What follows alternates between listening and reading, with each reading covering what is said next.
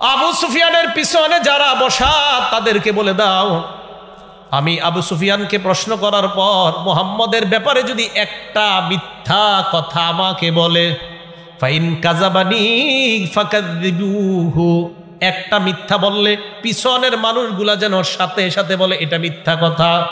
বুখারী শরীফের 7 নম্বর হাদিস। এই কথা বলার পর সবাই রেডি, চুপচাপ পিছনে বসা, আবু সুফিয়ান সামনে বসা। আমাদের নবীজির ব্যাপারে অনেকগুলা প্রশ্ন করলো। আবু সুফিয়ান রাদিয়াল্লাহু তাআলা আনহু মুসলমান হওয়ার পরে তিনি বলেন যে ওই দিন নবীর ব্যাপারে আমাকে যা যা প্রশ্ন করছে, দেখেন, লাউলাল হায়া মিন আইয়াসিরু আলাইয়া কাযিবান লা কাযাবতু আনহু। আবু সুফিয়ান বলেন আমার ভিতরে লজ্জা কাজ করলো, আমি যদি নবী মুহাম্মদের ব্যাপারে একটা মিথ্যা কথা বলি, লজ্জা কাজ করছে। এলাকায় যাওয়ার পর কেউ যদি আমারে কয় ছি ছি তুমি কিভাবে মুহাম্মদের ব্যাপারে মিথ্যা বললা, আজকে হয়তো কেউ বলবে না, আমার পিছনে যারা ভয়ে কিছু বলবে না, কোনো না কোনো দিন তো ঝগড়া টগড়া লাগলে বলবে বেটা তুই তো মিথ্যা কথা কইছিস ওই দিন। আবু সুফিয়ান কয় আমি শুধুমাত্র লজ্জার কারণে মুহাম্মদ ওই মুহূর্তে আমার শত্রু হওয়া সত্ত্বেও মুহাম্মদের ব্যাপারে একটা মিথ্যা কথাও বলি নাই। একজন কাফের কি বলে নাই? কি বলে নাই? কি কারণে? লজ্জা। কি বলে নাই? কি কারণে? আমরা কি জানি? আমরা কি জানি? আওয়াজ দি কমে গেল। আমরা কি মিথ্যা বলিনি? কি আজীব বিষয় না? আপনারা এখানে ব্যবসায়ী আছেন, কত কর্মজীবী আছেন, আপনারা যারা কাজে যান, বস ফোন দেয় কই আসো, আপনি আসেন এখনো 20 মাইল দূরে, আপনি বলেন কি বস এই তো ঢুকতেছি, এই তো মানে 20 মাইল। আপনারা আমারে বলতে পারেন হুজুর আপনি বয়ানের সময় কি করেন? আমি বয়ানের সময় জেনে থাকি আমার সফর সঙ্গী কন এই জায়গায় কন, আপনি যেই জায়গায় করবেন আগে তো যাইতে পারবেন না, বাকি এনে বলেন, বাকি ফোন কম দিতে বলেন, তাহলে মেজাজ খারাপ হয়ে যায়। বলেন যে টঙ্গী আছি, আর বলেন ফোন দিবেন না আগামী 2 ঘন্টা, দিলে খবর আছে। বলেন টঙ্গী আছে, বলেন উত্তর আছে, বলেন মিরপুর আছে, হুজুর টেনশনে আছি। এত মেজাজ খারাপ হয় যখন বার বলতেছি উত্তরা, তো আপনার আকল নাই উত্তরা থেকে কতক্ষণ লাগবে আসতে? এই রাস্তা সম্পর্কে অভিজ্ঞতা নাই আপনার? কিন্তু যদি বলতাম আমি মাওনা আছি, দা ঠিক আছে হুজুর আইসা পড়ছে, মিথ্যা কথা হয়তো উনিও খুশি আমিও খুশি। মিয়া বক্তাদেরকে আপনারা মিথ্যাবাদী বানান। তো আবু সুফিয়ান রাদিয়াল্লাহু তাআলা আনহু বলেন যে শুধুমাত্র লজ্জায় আমি মিথ্যা কথা বলি নাই, লজ্জার কারণে মিথ্যা কথা বলি নাই। এখন ভাই আমরা মুসলমান, তাহলে একটু চিন্তা করেন, আজকে হাদিসটা চিন্তা করবেন, একটা অমুসলমান লজ্জায় মিথ্যা বলে নাই, আর আমরা মুসলমান ডেলি প্রতিদিন এত মিথ্যা কথা বলি। রাত্রে শোয়ার সময় যদি ক্যালকুলেটর নিয়ে হিসাবে বসি, কম্পিউটারে মনে হয় ধরবে না, এত পরিমাণ আমাদের মিথ্যা, উঠতে বসতে মিথ্যা। আল্লাহ আমাদের সকলকে লজ্জাশীলতার গুণে গুণান্বিত হওয়ার তৌফিক দান করেন। এই গেল মানুষকে লজ্জা পাওয়ার একটা দৃষ্টান্ত। আর একটা দৃষ্টান্ত নেন, নাসাই শরীফের 406 নম্বর হাদিস। নবীজি সাল্লাল্লাহু আলাইহি সাল্লাম এক মাঠের সামনে দিয়ে যাইতেছে। আন্না রাসূলুল্লাহ সাল্লাল্লাহু আলাইহি ওয়াসাল্লাম রাআ রাজুলান ইয়াগতাসিলু বিল বারাজ। আল্লাহ নবী দেখলেন এক ব্যক্তি সবার সামনে গোসল করে। সবার সামনে একটা পুরুষ গোসল করা এটা তো কোনো ব্যাপার না, কিন্তু নবী দেখার পর মিম্বরে গিয়ে দাঁড়াইলেন। দাঁড়ানোর পর বললেন, হে মিয়া তোমগো কি লজ্জা শরম কিছু নাই? সাহাবারা কয় হুজুর কি হয়েছে? কয় ইন্নাল্লাহা হাইয়ুন, আল্লাহ বড় লাজুক, সুবহানাল্লাহ। হালিমুন, আল্লাহ বড় সহনশীল। সিত্তিরুন, আল্লাহ মানুষের দোষ ত্রুটি ঢাইকা রাখে।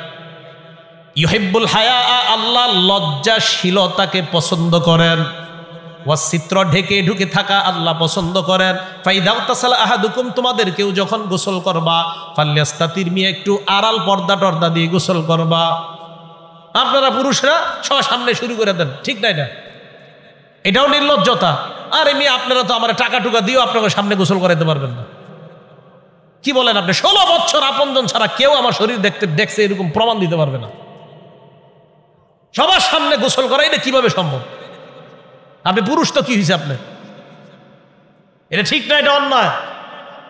নবীজি সাল্লাল্লাহু আলাইহি সাল্লাম বলে আল্লাহ লাজুক, তোমরা কি করো এগুলা? সবার সামনে গোসল করো। আল্লাহ আমাদেরকে হেফাজত করেন, এই কাজ করেন না, এটা মানুষকে লজ্জা পেতে হবে। মানুষের সামনে আপনি গোসল একটু আড়াল, আর সামনে যদি একান্ত এমন হয় তো গামছা টামছা রাখেন শরীরের মধ্যে, পুরা শরীর উন্মুক্ত গোসল করা।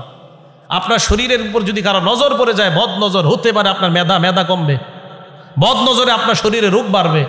বাচ্চাদের শরীর যদি অন্যরা না দেখে, বাচ্চারে গোসল করানোর পর বারান্দায় দাঁড় করায় রাখবেন না, বারান্দায় দাঁড় করিয়ে রাখলে অন্য কারো নজর পড়তে পারে বাচ্চার উপর, আর বাচ্চার উপর বদ নজর পড়লে এই বাচ্চার কি জানি হয় আল্লাহ জানে। হাদিসে আসছে নজর সত্য, নজর লেগে যায়, এটা হাদিসে আসছে। তা আপনি বাচ্চার শরীর সবাইকে দেখাবেন না, এগুলো খুব সতর্কতা ভাই। আপনার বাচ্চা স্কুলে পড়ুক, মাদ্রাসায় পড়ুক, যেই লাইনে পড়ুক, এই বাচ্চাদেরকে খুব হেফাজত করা, তাদের শরীর যেন অন্যরা না দেখে। কি কথাগুলো মনে থাকবে তো সবার? আল্লাহ আমাদেরকে আমল করার তৌফিক দান করেন। মানুষকে লজ্জা পাবেন কেন? আরো একটা হাদিস বলি। আপনাদের এলাকায় কি ধান ক্ষেত হয়? আশেপাশে ধান লাগানোর শুরুতে এটার কি কয়? হালি না রোয়া? রোয়া যখন এভাবে রোয়, কয়জনে সিরিয়ালে রোয়? হ্যাঁ, 10-12 জন বা আরো বেশি। তখন তারা কি করে? কাঁচা দেয়। কি করে? কাঁচা দেয়। কাঁচা দিলে হাঁটু দেখা যায় কিনা? রান। আরে রান দেখা যায় কিনা? এবার শোনেন, আবু দাউদ শরীফের হাদিস, হাদিস নাম্বার 4014 নাম্বার হাদিস। ক্বালা রাসূলুল্লাহ সাল্লাল্লাহু আলাইহি ওয়াসাল্লাম, নবীর সাহাবা জারহাদ রাদিয়াল্লাহু তাআলা আনহুর বর্ণনা। জারহাদ রাদিয়াল্লাহু তাআলা আন বলেন, জারহাদ রাদিয়াল্লাহু তাআলা আনহু বলেন, জালাসা রাসূলুল্লাহ সাল্লাল্লাহু আলাইহি ওয়াসাল্লাম ইনদানা, আমাদের সামনে নবী বসা, ওয়া ফাখিজি মুনকাশিফা, আমার রান খোলা। আমাদের সামনে নবী বসা, আমার রান খোলা। নবী আমার দিকে তাকায়া বললেন, আমা আলিমতা আন্নাল ফাখিজা আওরা, এই মিয়া তোমার শরম নাই? তুমি জানো না রান ঢাকা রাখতে হয়? তাড়াতাড়ি ঢাকো।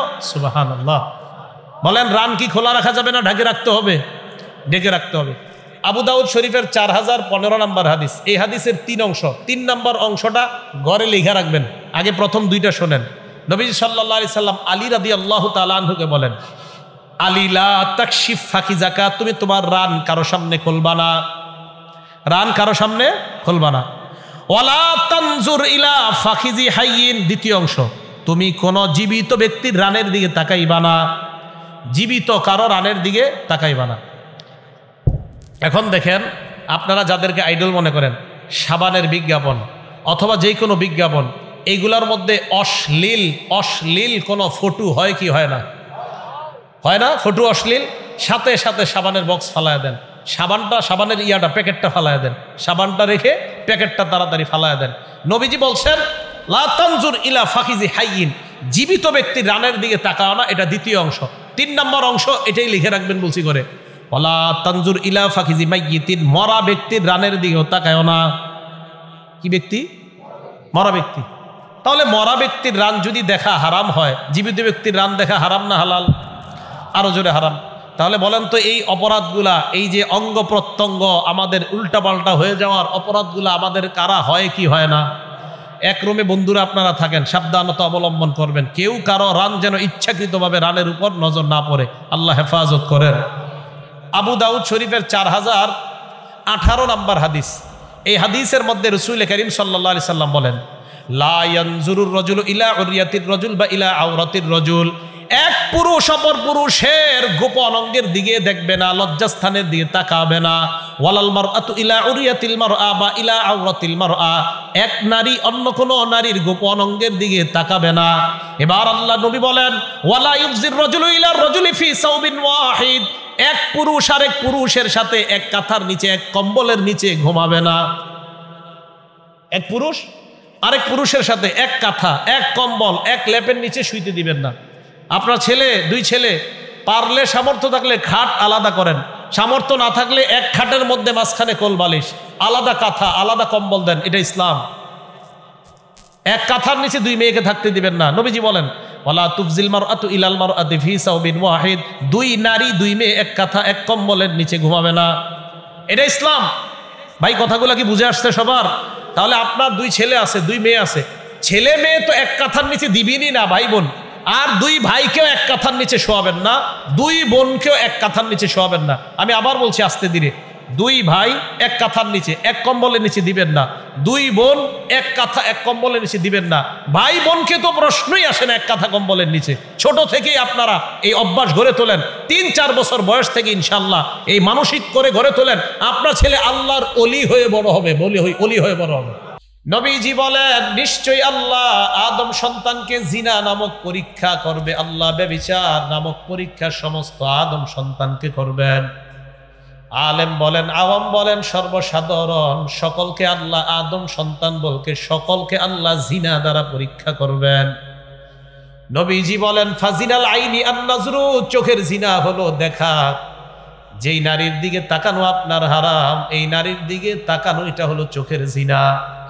ওয়াজিনাল লিসান আল মান্তিক, মুখের জিনা হলো যেই নারীর সাথে কথা বলা হারাম, এই নারীর সাথে অন্যায় অশ্লীল কথা বলা।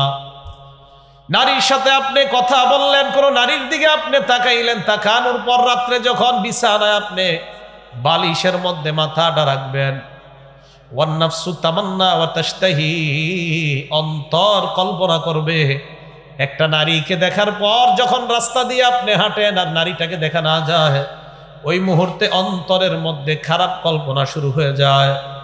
রাতের বেলা রং নাম্বারে কোনো একটা নারীর সাথে আপনি কথা বললেন, কথা বলার পর আপনার কাছে ভালো লেগে যায়, অন্তর চিন্তা করা শুরু করে দেয় নারীটা দেখতে কেমন, না জানি চোখগুলা কেমন, কানগুলা কেমন, আপনার অন্তর কল্পনা করা শুরু হয়ে যায়।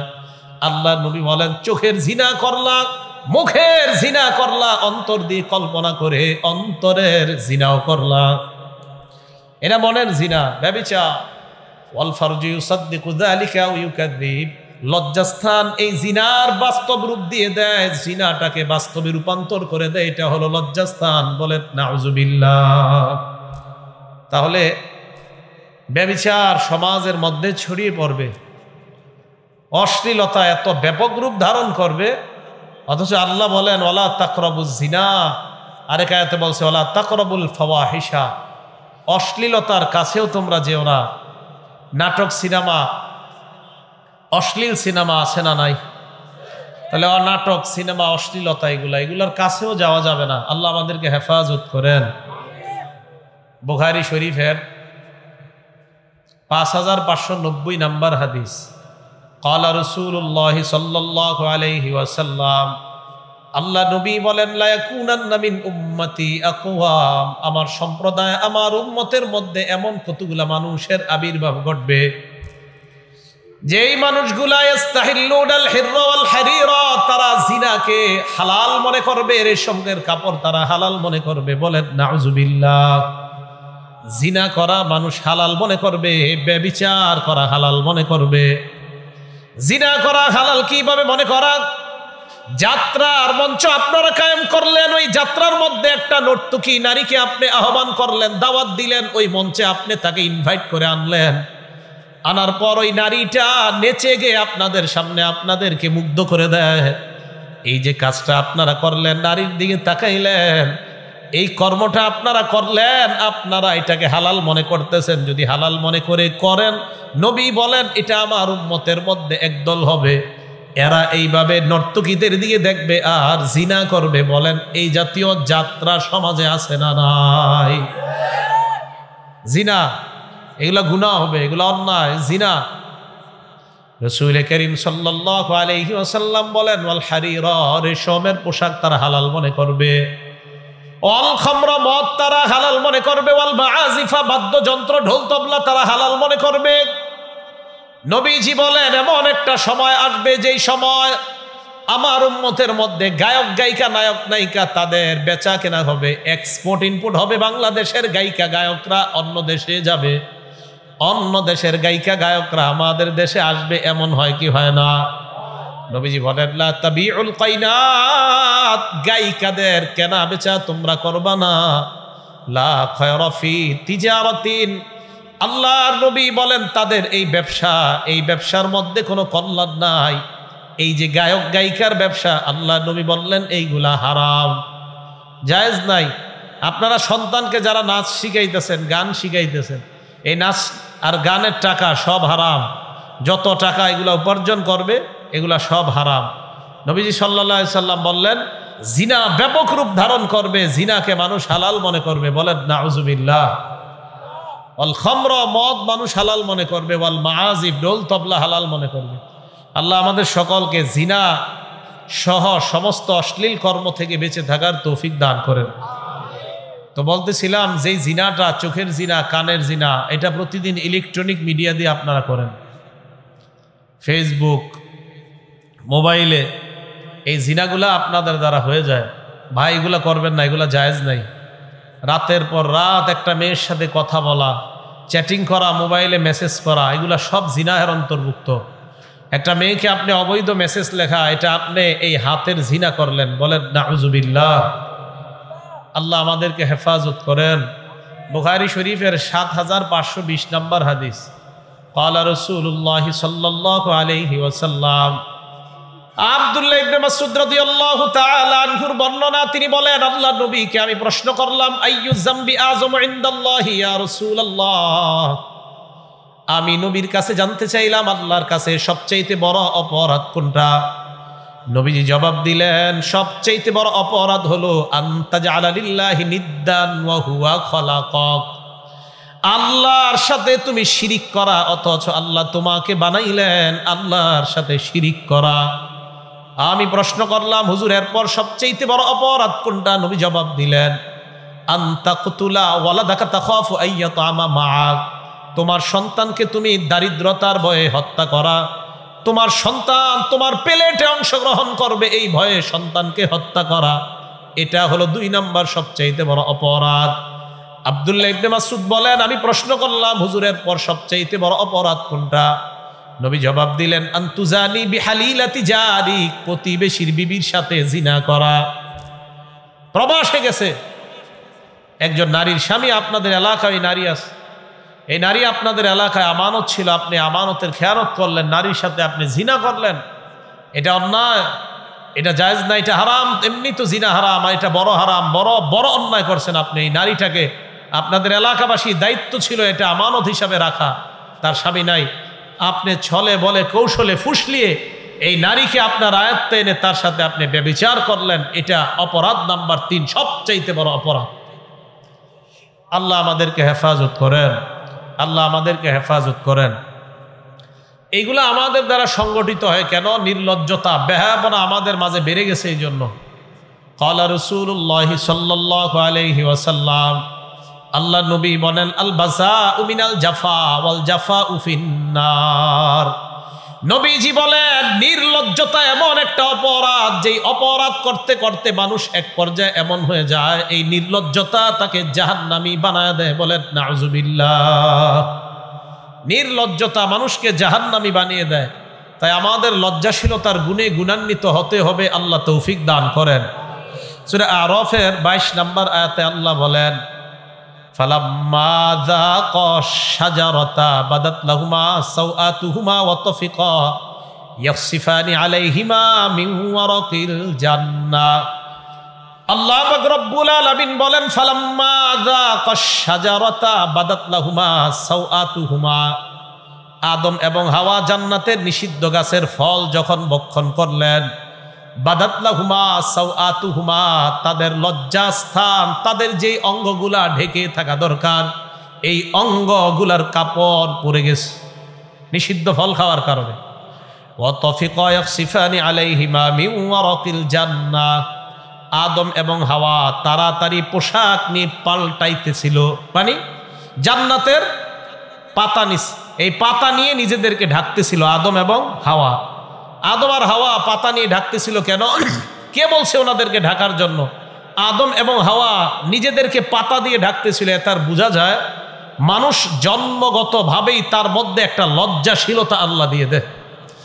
এই কারণে আদম এবং হাওয়া ওনারা দুইজন ওনাদের শরীরের কাপড় পরে যাওয়ার পর তাড়াতাড়ি জান্নাতের পাতা নিয়ে নিজেদেরকে ঢাকতে লাগলেন। এ থেকে বোঝা যায় আমরা জন্মগ্রহণ করার সময় আল্লাহ আমাদের স্বভাবটাই এমন বানিয়ে দিয়েছে যে আমাদের মাঝে একটা লজ্জাশীলতা আছে, বলেন আলহামদুলিল্লাহ। এই লজ্জাশীলতার গুণে গুণান্বিত যেন আমরা হতে পারি, আল্লাহ তৌফিক দান করেন। লজ্জার ব্যাপারে আমরা 10টা কথা মনে রাখবো। 1 নাম্বার, ওয়াহাব ইবনে মুনাব্বিহ রাহমাতুল্লাহি আলাইহি বলেন, আল ঈমান উরিয়ান, ঈমান হলো একটা খোলা জিনিসের নাম। লিবাসুহু আত-তাকওয়া, ঈমানের পোশাক হলো আল্লাহকে ভয় করা। ওয়া জিনাতুহু আল হায়া, ঈমানের সৌন্দর্য হলো লজ্জাশীলতা, বলেন সুবহানাল্লাহ। একটা মেয়েকে কেউ দেখতে আসছে, বিয়ে দিবেন, ওই মেয়েটাকে আপনি পোশাক পরান আর অলংকার পরান, পোশাক পরান, এটা হলো পোশাকের সৌন্দর্যতা। অলংকার পরাইলে ওই মেয়েটার সৌন্দর্যতা আরো বেড়ে যায়। এমনি ভাবে ঈমানের পোশাকের নাম হলো তাকওয়া। আল্লাহর যত ভয় হয় ঈমানের পোশাক তত সুন্দর হয়। আর যার যত বেশি লজ্জা ঈমান তার তত বেশি সুন্দর হয়ে যায়। বোঝা যায় ঈমান তত সুন্দর হবে যার যত বেশি লজ্জা, ঈমানের পোশাক তত সুন্দর হবে যার মধ্যে যত বেশি আল্লাহর ভয়। তাহলে আল্লাহর ভয় এটা হলো ঈমানের পোশাক, আর লজ্জাশীলতা এটা ঈমানের সৌন্দর্য। আল্লাহ আমাদের সকলের ঈমানগুলোকে সৌন্দর্য মণ্ডিত করার তৌফিক দান করেন। 2 নাম্বার কথা, মান কাসাহুল হায়া সাওবা লাম ইয়ারান নাস আইবা। কোন মানুষ যদি লজ্জার পোশাক পরে নেয় তার দোষ ত্রুটিগুলা বেশি ঢাকা থাকে। আমি আপনাদের সামনে পোশাক পরে বসলাম, আপনারা আমার সামনে পোশাক পরে বসলেন, আপনারা আমার দিকে তাকিয়ে আছেন, আমি আপনাদের দিকে তাকিয়ে রইলাম। পোশাক পরার কারণে আপনাদের চেহারা হাত সর্বোচ্চ আর কিছুই আমি দেখতে পাই না, আপনারাও আমার চেহারা হাত আর অন্য কিছু দেখতে পান না। তাহলে পোশাক পরার কারণে আমার শরীর ঢেকে আছে। মান কাসাহুল হায়া সাওবা, আপনি যদি লজ্জার পোশাক পরতে পারেন আপনার দোষ ত্রুটি মানুষের থেকে আল্লাহ আড়াল করে দেয়। আপনি যত বেশি লাজুক হবেন আল্লাহ আপনার দোষ ত্রুটি তত বেশি মানুষের থেকে হেফাজত করবেন। 3 নাম্বার, লজ্জা ইসলামের স্বতন্ত্র বৈশিষ্ট্য। বলেন সবাই, লজ্জা ইসলামের, আপনারা বলেন লজ্জা ইসলামের স্বতন্ত্র বৈশিষ্ট্য। ইবনে মাজাহ হাদিস নাম্বার 4181 নাম্বার হাদিস। ক্বালা রাসূলুল্লাহ সাল্লাল্লাহু আলাইহি ওয়াসাল্লাম, আল্লাহ নবী বলেন, ইন্না লিকুল্লি দীনিন খুলুকা ওয়া খুলুকুল ইসলামি আল হায়া। নবীজি বলেন প্রত্যেকটা ধর্মের একটা স্বতন্ত্র বৈশিষ্ট্য আছে। ইসলামের স্বতন্ত্র বৈশিষ্ট্য হলো লজ্জাশীলতা। ইসলামের স্বতন্ত্র বৈশিষ্ট্যের নাম হলো লজ্জা। ইসলামের স্বতন্ত্র বৈশিষ্ট্যের নাম হলো লজ্জা। বলেন সকল ধর্মের একটা স্বতন্ত্র বৈশিষ্ট্য, ইসলামের স্বতন্ত্র বৈশিষ্ট্যের নাম কি? লজ্জা। এটা হলো 3 নাম্বার। 4, লজ্জা ঈমানের অঙ্গ। বলেন সবাই, লজ্জা, লজ্জা। মুসলিম শরীফ হাদিস নাম্বার 59 নাম্বার হাদিসের বর্ণনা। ক্বালা রাসূলুল্লাহ সাল্লাল্লাহু আলাইহি ওয়াসাল্লাম, আল্লাহ নবী বলেন, আল ঈমানু বিদউন ওয়া সাবউনা আও সিত্তু ওয়া সাবউনা শু'বা। নবীজি বলেন, আল ঈমানু বিদউন ওয়া সাবউনা আও বিদউন ওয়া সিত্তুনা শু'বা। ঈমানের 70টা অথবা 60টা শাখা।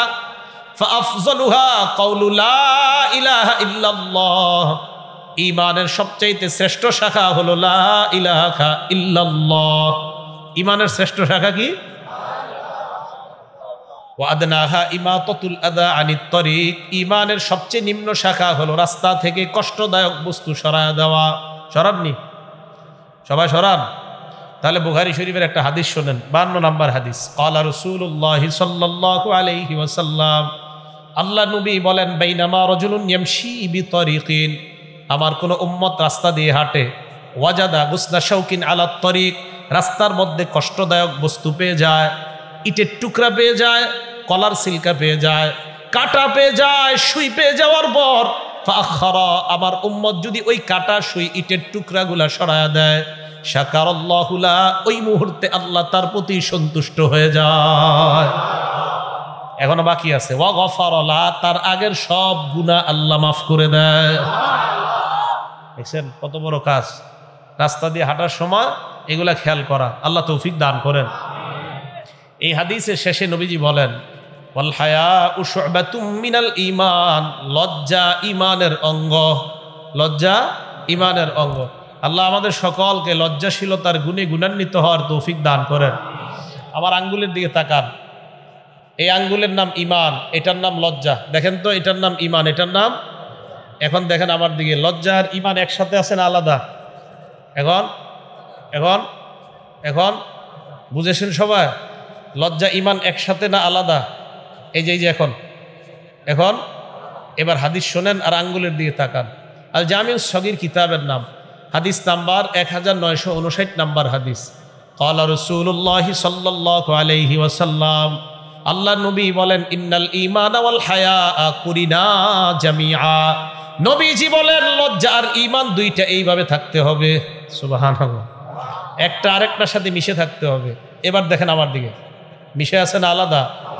নবী বলেন, ফাইদা রুফিয়া আহাদুহুমা, লজ্জা আর ঈমানের মধ্যে একটা যদি সরে যায়, মনে করেন আপনার লজ্জা দিন দিন কমতেছে, নবী বলেন রুফিয়াল আখর, ঈমান আস্তে আস্তে কমতেছে। লজ্জা ঈমান এইভাবে থাকতে হবে, একটা কমে যাবে আর একটা কমে যাচ্ছে। মা বোনেরা ভাইয়েরা সবাই ভালো করে শোনেন, যত বেশি নাটক সিনেমা দেখবেন এর মানে আপনার তত বেশি নির্লজ্জতা আর তত বেশি আপনার ঈমানের পাওয়ার কমতেছে। আল্লাহ আমাদেরকে হেফাজত করেন, আল্লাহ আমাদেরকে হেফাজত করেন। 6 নাম্বার, যে বেশি লজ্জাশীল সে তত তাড়াতাড়ি জান্নাতে যাবে। এবার আমার 3 আঙ্গুলের দিকে তাকান।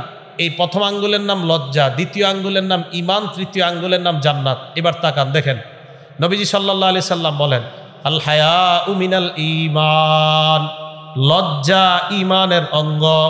নবী বলেন যার যত বেশি লজ্জা বেড়ে যায় তার ঈমানের তত বেশি পাওয়ার হয়, আর ঈমান যার যত বেশি পাওয়ারফুল, আল ঈমানু ফিল জান্নাহ, ওই ঈমান তত তাড়াতাড়ি আল্লাহর জান্নাতের মেহমান। লজ্জা ঈমান জান্নাত, লজ্জা ঈমান জান্নাত। লজ্জা বেশি, ঈমানের পাওয়ার বেশি, ঈমানের পাওয়ার বেশি, দ্রুত জান্নাতি। মনে থাকবে সবার। আল্লাহ আমাদের সকলকে কবুল করেন। 7 নাম্বার, যে ব্যক্তি যত বেশি লজ্জাশীল আল্লাহ তত বেশি তাকে ভালোবাসে। কিতাবের নাম আল জামিউস সগীর, হাদিস নাম্বার 1662 নাম্বার হাদিস। আগের হাদিসটা গেল 2009 নাম্বার হাদিস। তিরমিজি শরীফের 2009 নাম্বার হাদিস আগের হাদিসটা, আর এই হাদিসটা 7 নাম্বার 1662 নাম্বার হাদিস আল জামিউস সগীর। ক্বালা রাসূলুল্লাহ সাল্লাল্লাহু আলাইহি ওয়াসাল্লাম, আল্লাহ নবী বলেন ইন্নাল্লাহা ইযা আনআমা আলা আবদিন নি'মা ইউহিব্বু আইয়ারা আসারান নি'মাতি আলাইহি। নবীজি বলেন আল্লাহ যখন কোনো বান্দাকে ভালোবাসে, কোনো বান্দাকে আল্লাহ যখন নিয়ামত দান করে, নিয়ামতের নিদর্শন আল্লাহ দেখতে চায়। আমার আগে যিনি আলোচনা করলেন, আপনাদের থেকে কালেকশন করলেন, মাদ্রাসার জন্য টাকা উঠাইলেন, আপনাদের মাঝে কোটিপতি যাকে আল্লাহ কোটি টাকা দান করেছেন, আল্লাহ চায় তোমার কোটি টাকার মধ্য থেকে কিছু আমাকে দেখাও। আল্লাহ চায় আপনি যদি 1 লক্ষ 2 লক্ষ টাকা দিয়ে দেন, এটা আল্লাহকে দেখানোর জন্য যদি দেন, মানুষকে না। মাবুদ তুমি আমারে নিয়ামত দিলা, এই নিয়ামতটা মাবুদ তোমারই দেখাইতিস, এটা আল্লাহ বড় ভালোবাসে। হ্যাঁ, নিয়ামত দিছে আপনাকে আর আপনি নিয়ামত দেখাইলেন, এটা আল্লাহ ভালোবাসে। বাসে না কোনটা? ইউবগিজুসসা ইলাল মুলহিফা, নাছর বান্দা হয়ে যারা ভিক্ষা করে, গাড়ির দরজায় গিয়া দেন দেন দেন দেন দেন দেন, না দিলে দরজা ঘুষি মারে, দিতেই হবে। ইউবগিজুসসা ইলাল মুলহিফা, যে ব্যক্তি নাছর বান্দা হয়ে ভিক্ষা করে তাকে আল্লাহ অপছন্দ করে। ওয়াইহিব্বুল হাইয়াল আফিফাল মুতাআফফিফা, আপনাদের এলাকায় যেই মানুষটা লজ্জার কারণে কারো কাছে চাইতে পারে না, অভাবী, লজ্জার কারণে প্রকাশ করতে পারে না, এই বান্দাকে আল্লাহ সবচাইতে বেশি ভালোবাসেন। টাকা চাইতে পারে না, কাউরে বলতে পারে না অভাব, আমি অনেক অভাবী আছি, লজ্জায়, তাকে আল্লাহ ভালোবাসে। এ হলো 7 নাম্বার। 8 নাম্বার, আপনাদের এই এলাকার যাদের ঘরের নারী পুরুষ ছেলে মেয়ে, যাদের ঘরের সদস্যগুলার যত বেশি লজ্জা, ওই ঘরে আল্লাহর কসম তত বেশি রহমত বরকত আল্লাহ নাজিল করবে। বুখারী শরীফের 6117 নাম্বার হাদিসের বর্ণনা। ক্বালা রাসূলুল্লাহ সাল্লাল্লাহু আলাইহি ওয়াসাল্লাম, আল্লাহ নবী বলেন আল হায়া লা ইয়াতি ইল্লা বিখাইর। আমার সাথে বাংলাটা বলেন, বলেন লজ্জা কল্যাণ নিয়ে আসে। এবার বলেন লজ্জা শুধুমাত্র কল্যাণই নিয়ে আসে। এটা বুঝেছেন এতটুকু? এবার দেখেন আমি ব্যাখ্যা সাপেক্ষে কই, যেই ঘরের মানুষ যত বেশি লাজুক, ওই ঘরে ওই লজ্জাটা আল্লাহর পক্ষ থেকে তত বেশি কল্যাণ ওই ঘরে নিয়ে আসে। 9 নাম্বার, সমস্ত নবী, আমাদের নবী সহ সমস্ত নবীরা তার উম্মতকে একটা কথা বলছে। বুখারী শরীফ হাদিস নাম্বার 6120 নাম্বার হাদিস। ক্বালা রাসূলুল্লাহ সাল্লাল্লাহু আলাইহি ওয়াসাল্লাম, আল্লাহ নবী বলেন ইন্না মিম্মা আদরাকান নাস মিন কালামিন নুবুওয়াতিল উলা। নবীজি বলেন সমস্ত মানুষগুলা আগের নবীদের থেকে একটা সুন্নত পেয়েছে। সব নবীরা তার উম্মতকে বলছে ইদা লাম তাস্তাহি ফাসনা মা শিতা, তোমার লজ্জা না থাকলে তোমার যা মন চায় তুমি তা করো। লজ্জা না থাকলে যা মন চায় তুমি তা করো। ফেসবুক চালায়, ইউটিউবে সিনেমা দেখে, আধা ঘন্টা দেখে, শয়তানকে আরও দেখ, আরও দেখে, আরও দেখে। ভাইও আপনার লজ্জা কম, এই জন্য আপনি দেখতেছেন বারবার। মনে রাখবেন লজ্জা না থাকলে মানুষ যা মন চায় তা করে। লজ্জা যেই সমস্ত নায়ক নায়িকাদের নাই, ওই নায়ক নায়িকারা হাঁটুর উপরে প্যান্ট পরে, যদিও এক একটার বয়স 30-32, বুঝতে হবে ওই নায়ক নায়িকা যারা হাঁটুর উপরে প্যান্ট পরে এরা সারা পৃথিবীর বেহায়া নির্লজ্জরা, কোনো সন্দেহ নাই। কিভাবে পরে? বালেগা হওয়ার পর, ঢাকা শহর কিছু ছেলেরা বালেগা হওয়ার পরে এতটুকু প্যান্ট পরে, এদিকে আসেনি, এই এতটুকু প্যান্ট পরে কিভাবে পরে? লজ্জাশীলতার অভাব। 4টা কথা মনে রাখবেন। বলেন কয়টা? এটা আমি বলবো, বলার পরে জিজ্ঞাসা করবো, আপনারা বলতে হবে।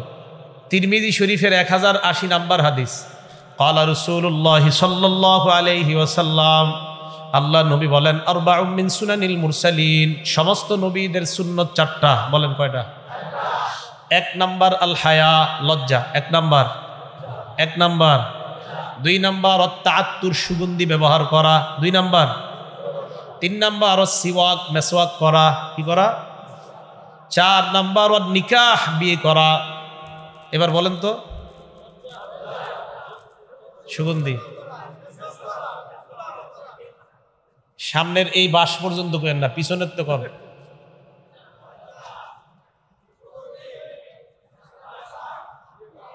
এই তো শিখলাম। এবার সবাই একটু জোরে বলেন তো, 1 নাম্বার। এতে কি লাভ হয় জানেন? এই যে আপনারা ছাত্র হয়ে গেলেন, আর আমি শিক্ষকের মতো পড়ায়া দিলাম। হাদিসের মধ্যে আসছে, রাসূল করিম সাল্লাল্লাহু আলাইহি সাল্লাম আবু দাউদ শরীফের 3641 নাম্বার হাদিসের মধ্যে বলছেন যে যারা দ্বীনি শিক্ষা অর্জন করার জন্য কোথাও যায়, আপনারা এখন মাহফিলে দ্বীনি শিক্ষা অর্জনের জন্য যদি যান, যেই পরিমাণ রাস্তা হেঁটে হেঁটে যাবেন, সাখখালাল্লাহু লাহু বিহি তরিকা ইলাল জান্নাহ, আল্লাহ পাক রব্বুল আলামিন এই পরিমাণ রাস্তা দুনিয়াতে যেই পরিমাণ হাঁটলেন, এই পরিমাণ আল্লাহ জান্নাতে যাওয়ার জন্য অতটুকু রাস্তা কমায়া আপনাকে সহজ করে জান্নাতে পৌঁছায় দিবেন। এটা একটা অনুবাদ। আরেকটা অনুবাদ, সালাকাল্লাহু বিহি তরিকা, আপনি মাহফিলের রাস্তা ধরছেন এই নিয়তে যে আমি আজকে কোরআন হাদিসের কিছু শিখব। আর আলহামদুলিল্লাহ এখন তো আমাদের বাংলাদেশে সমস্ত ওয়াজ মাহফিলের এটাই নিয়ত হবে আমাদের, আমরা কোরআন হাদিস শিখতে যাব। কি শিখতে যাব? এই ধারা আমাদের বাদ দিতে হবে যে মাহফিলে যাবো, 2-3টা গল্প ঘটনা, মিথ্যা হোক সত্য হোক শুনবো, আর কিছু চোখের পানি ফালামো, এই চিন্তা চেতনা আমাদের বাদ দিতে হবে। কোরআন সুন্নার বাংলাদেশ আমরা গড়বই ইনশাআল্লাহ। তো কোরআন সুন্নার এটা ব্যাপকভাবে ঘটাইতে হবে। তা আপনি নিয়ত করে আসছেন, নবীজি বলেন সালাকাল্লাহু বিহি তরিকান ইলাল জান্নাহ, আপনি মাহফিলে আসছেন যে আমি কোরআন হাদিস শিখবো, নবীজি বলেন আল্লাহ তোমার পাটা জান্নাতের দিকে হাঁটানো শুরু করাই দিস। কি দেখেন কি বলে, সালাকাল্লাহু বিহি তরিকাম মিন তুরুকিল জান্নাহ, আল্লাহ জান্নাতের যতগুলা পথ আছে এর মধ্যে একটা পথের দিকে তোমার পা আল্লাহ বাড়ায় দিছেন, যাও। কিন্তু সুন্দর কথা, ঠিক না? তাহলে 4টা জিনিস আমরা মনে রাখবো, নবীদের সমস্ত নবীদের সুন্নত 4টা। 1 নাম্বার লজ্জা, 2 নাম্বার সুগন্ধি ব্যবহার করা, 3 নাম্বার নেশা, 4 নাম্বার বিবাহ করা। মাশাআল্লাহ, এইগুলো 9 নাম্বার কথা। 10 নাম্বার, লজ্জা যেই জিনিসের মধ্যে থাকবে এই জিনিসের সৌন্দর্যতা আল্লাহ বাড়ায় দিবে। তিরমিজি শরীফ হাদিস নাম্বার 1974। বলেন কত নাম্বার? 1900। বাংলাদেশ স্বাধীন হয়েছে কয় সালে? 71। তিরমিজি শরীফের হাদিস নাম্বারটা কত? 1900। তাহলে সহজ মনে রাখতে, বাংলাদেশ স্বাধীন 71-এ, তিরমিজি শরীফ হাদিসটা 74, খালি আগে 19 লাগাই দিবেন, সহজ না? ক্বালা রাসূলুল্লাহ সাল্লাল্লাহু আলাইহি ওয়াসাল্লাম, আল্লাহ নবী বলেন মা কানাল ফাহশু ফি শাইইন ইল্লা শানা ওয়া মা কানাল হায়াউ ফি শাইইন ইল্লা জানা। নবীজি বলেন যে জিনিসের মধ্যে নির্লজ্জতা বেশি ওই জিনিসের ময়লা বেশি। ওই জিনিসের কি বেশি? মনে করেন একজন পর্দানিশীন নারী মোটামুটি নিজের সুন্দরভাবে ঢেকে রাখে, আর একজন পর্দা একটু কম করে, নায়ক নায়িকারা এরা যত বেশি ছোট ছোট পোশাক পরে, নির্লজ্জতা কম না বেশি? যারা ছোট ছোট পোশাক পরে নির্লজ্জতা কম না বেশি? তাহলে ময়লা কমতেছে না বাড়তেছে? বাড়তেছে। আর যেই নারী যত বেশি নিজের ঢেকে রাখে, এটা কি নির্লজ্জতা না লজ্জা? তাহলে তার সৌন্দর্যতা আল্লাহ বাড়ায় দেয়। এই জন্য দেখবেন যে মেয়েরা একটু কালো হয়, তারা যদি শরীয়ী পর্দা করে, এরা পর্দার মধ্যে থাকলে আল্লাহ তাদেরকে আলাদা একটা নূর দান করে দেয় তাদেরকে। এটা একদম পরীক্ষিত কথা। আল্লাহ আমাদের সকলকে লজ্জাশীলতার গুণে গুণান্বিত হওয়ার তৌফিক দান করেন। লজ্জা 4 প্রকার। বলেন লজ্জা কয় প্রকার? 1, আল হায়াউ মিনাল্লাহ, আল্লাহকে লজ্জা পাওয়া। 2 নাম্বার আল হায়াউ মিনাল মালাইকা, ফেরেশতাদেরকে লজ্জা পাওয়া। 3 নাম্বার আল হায়াউ মিনান নাস, মানুষকে লজ্জা পাওয়া। 4 নাম্বার আল হায়াউ মিনান নাফস, নিজেকে লজ্জা পাওয়া। 1 নাম্বার আল্লাহকে লজ্জা পাওয়ার অর্থ হলো রাস্তা দিয়ে যখন আপনি হাঁটেন, গুনাহের কথা যখন আপনার মনে হয়, ওই মুহূর্তে চিন্তা করা আল্লাহ আমাকে দেখে। কে আমাকে দেখে? এখন থেকে আপনারা যখনই গুনাহ করতে মন চাবে সূরা আলাকের 14 নাম্বার আয়াত মনে করবেন। সূরা আলাকের 14 নাম্বার আয়াতে আল্লাহ বলেন, আলাম ইয়ালাম বিআন্নাল্লাহা ইয়ারা। যখনই গুনাহ করবেন আল্লাহ বলেন, এই সে কি জানে না যে আল্লাহ তাকে দেখে? আরে সে কি জানে না আল্লাহ তাকে দেখে? আপনি অশ্লীল কোনো কিছু দেখতেছেন রাতে একা একা মোবাইলে, আল্লাহ বলছেন, এই বান্দা তুমি কি জানো না আমি যে তোমাকে দেখতেছি? এই যে আমি কথা বলতেছি, আল্লাহ বলেন আমি শুনি। আমি মুখ বন্ধ রাখলাম, শুধু জিহ্বায় বলতেছি, আল্লাহ বলেন এটাও শুনি, জানি। আমি জিহ্বা বন্ধ রাখলাম, আমি ঠোঁট বন্ধ রাখলাম, শুধু অন্তরে কল্পনা করলাম, আল্লাহ বলেন এটাও আমি জানি, শুনি। তো আল্লাহ পাক রব্বুল আলামিন আপনাকে বলছেন, আলাম ইয়ালাম বিআন্নাল্লাহা ইয়ারা, এই তুমি গুনাহ কিভাবে করো আর তুমি কি জানো না আমি তোমাকে দেখছি? এখন থেকে যখনই গুনাহ করবেন এটা মনে করবেন যে আল্লাহ আমাকে দেখতেছে। আল্লাহ বলে তুমি কি জানো না আমি তোমাকে দেখি? আল্লাহ আমাদেরকে বেঁচে থাকার তৌফিক দান করেন। সূরা কফ আয়াত নাম্বার 16 আল্লাহ বলেন, ওয়ালাকাদ খালাকনাল ইনসান ওয়া না'লামু মা তুওয়াসওয়িসু বিহি নাফসু, আমি মানুষ বানাইলাম, মানুষের অন্তর যা কুমন্ত্রণা দেয় এটা আমি আল্লাহ জানি। ওয়া নাহনু আকরাবু ইলাইহি মিন হাবলিল ওয়ারিদ, মানুষের গলার শাহরগের আরো নিকটে আমি আল্লাহ। ভাই আমি আপনি যখন গুনাহ করি এটা চিন্তা করা আল্লাহ আমাকে দেখছে, আল্লাহ আমাকে দেখতেছে, আমার অনেক কাছে, এই রগেরও আরো কাছে আল্লাহ আমাকে দেখতেছে। এই ব্যাপারে একটা উদাহরণ নিয়ে আমরা সূরা ইউসুফের 23 নাম্বার আয়াত আল্লাহ পাক রব্বুল আলামিন বলেন, ওয়ারাওয়াদাতহু আল্লাতী হুয়া ফি বাইতিহা আন নাফসি, ইউসুফ এবং জুলাইখা যেই ঘরের মধ্যে আছে ওই ঘরের মধ্যে ইউসুফ নবীকে জুলাইখা কুমন্ত্রণা জানায়। ওয়াগাল্লাকাতিল আবওয়াব, সবগুলা দরজা বন্ধ করে দেয়। ওয়াকালাত হাইতালাক, আর বলে আমার দিকে আসো। ইউসুফ নবী চিন্তা করলেন আমাকে একটা নারী কুমন্ত্রণা জানায়। ইউসুফ নবী সাথে সাথে তখন বললেন, মাআযাল্লাহ, আমি আল্লাহর কাছে পানাহ চাই। কার পানাহ চাই? আরো জোরে বলেন, কার পানাহ চাই? তাহলে গুনাহ যখন হবে তখন অন্তরেই কল্পনা করা যে আমি আল্লাহর কাছে পানাহ চাই। আমি গুনাহ করতেছি, ঘরের মধ্যে আমি একা আছি, আমি এটা চিন্তা করা আমার আল্লাহ আমাকে দেখতেছে। আল্লাহ আমাদের সকলকে গুনাহমুক্ত জীবন যাপন করার তৌফিক দান করেন। আল্লাহকে লজ্জা পাওয়ার আরেকটা দৃষ্টান্ত আবু দাউদ শরীফ হাদিস নাম্বার 4017 নাম্বার হাদিস, বাহজ ইবনে হাকিম আন আবিহি আন জাদ্দিহি, রাসূল করিম সাল্লাল্লাহু আলাইহি সাল্লামের কাছে প্রশ্ন করলেন, আওরাতুনা মা নাতি মিনহা ওয়া মা নাজার। আল্লাহ নবীকে প্রশ্ন করলেন, ইয়া রাসূলুল্লাহ, আমরা যারা লজ্জাস্থান ঢেকে রাখবো আমরা কতটুকু ঢেকে রাখবো, আর কার সামনে ঢেকে রাখবো, কার সামনে ঢেকে রাখতে হবে না? আল্লাহ নবী জবাব দিলেন, ইহফাজ আওরাতাক ইল্লা মিন যাওজাতিক, তুমি তোমার বিবি ছাড়া অন্যদের সামনে যা ঢেকে রাখার এই অঙ্গগুলা তুমি ঢেকে রাখবা। এই কথা বলার পর সাহাবা প্রশ্ন করলেন, ইয়া রাসূলুল্লাহ, ইযা কানা আহাদুনা খালিয়া, আমাদের কেউ যখন ঘরের মধ্যে একা থাকবে তখন কি করব? ঘরে একা আছেন, দরজা বন্ধ, কেউ আপনাকে দেখতেছে না, ঘরে একা। আপনাদের যে ছেলে মেয়েগুলা ইন্টারমিডিয়েট পড়ে, যারা ইন্টারের উপরে পড়াশোনা করে, এরা তো ভাবসাব বেড়ে যায়, তখন আর মা বাবা অতটা নজরদারি করলে কয়, হ্যাঁ আমার একটা স্বাধীন জীবন আছে না, কি আছে একটা স্বাধীন জীবন। তখন ঘরের মধ্যে একা থাকে। তো ঘরে যখন একা থাকে তখন ঘরের মধ্যে দরজাটা লাগিয়ে, মনে করেন আপনার ছেলে আপনার মেয়ে ঘরে একা, ছেলেটা ঘরে একা, মেয়েটা ঘরে একা।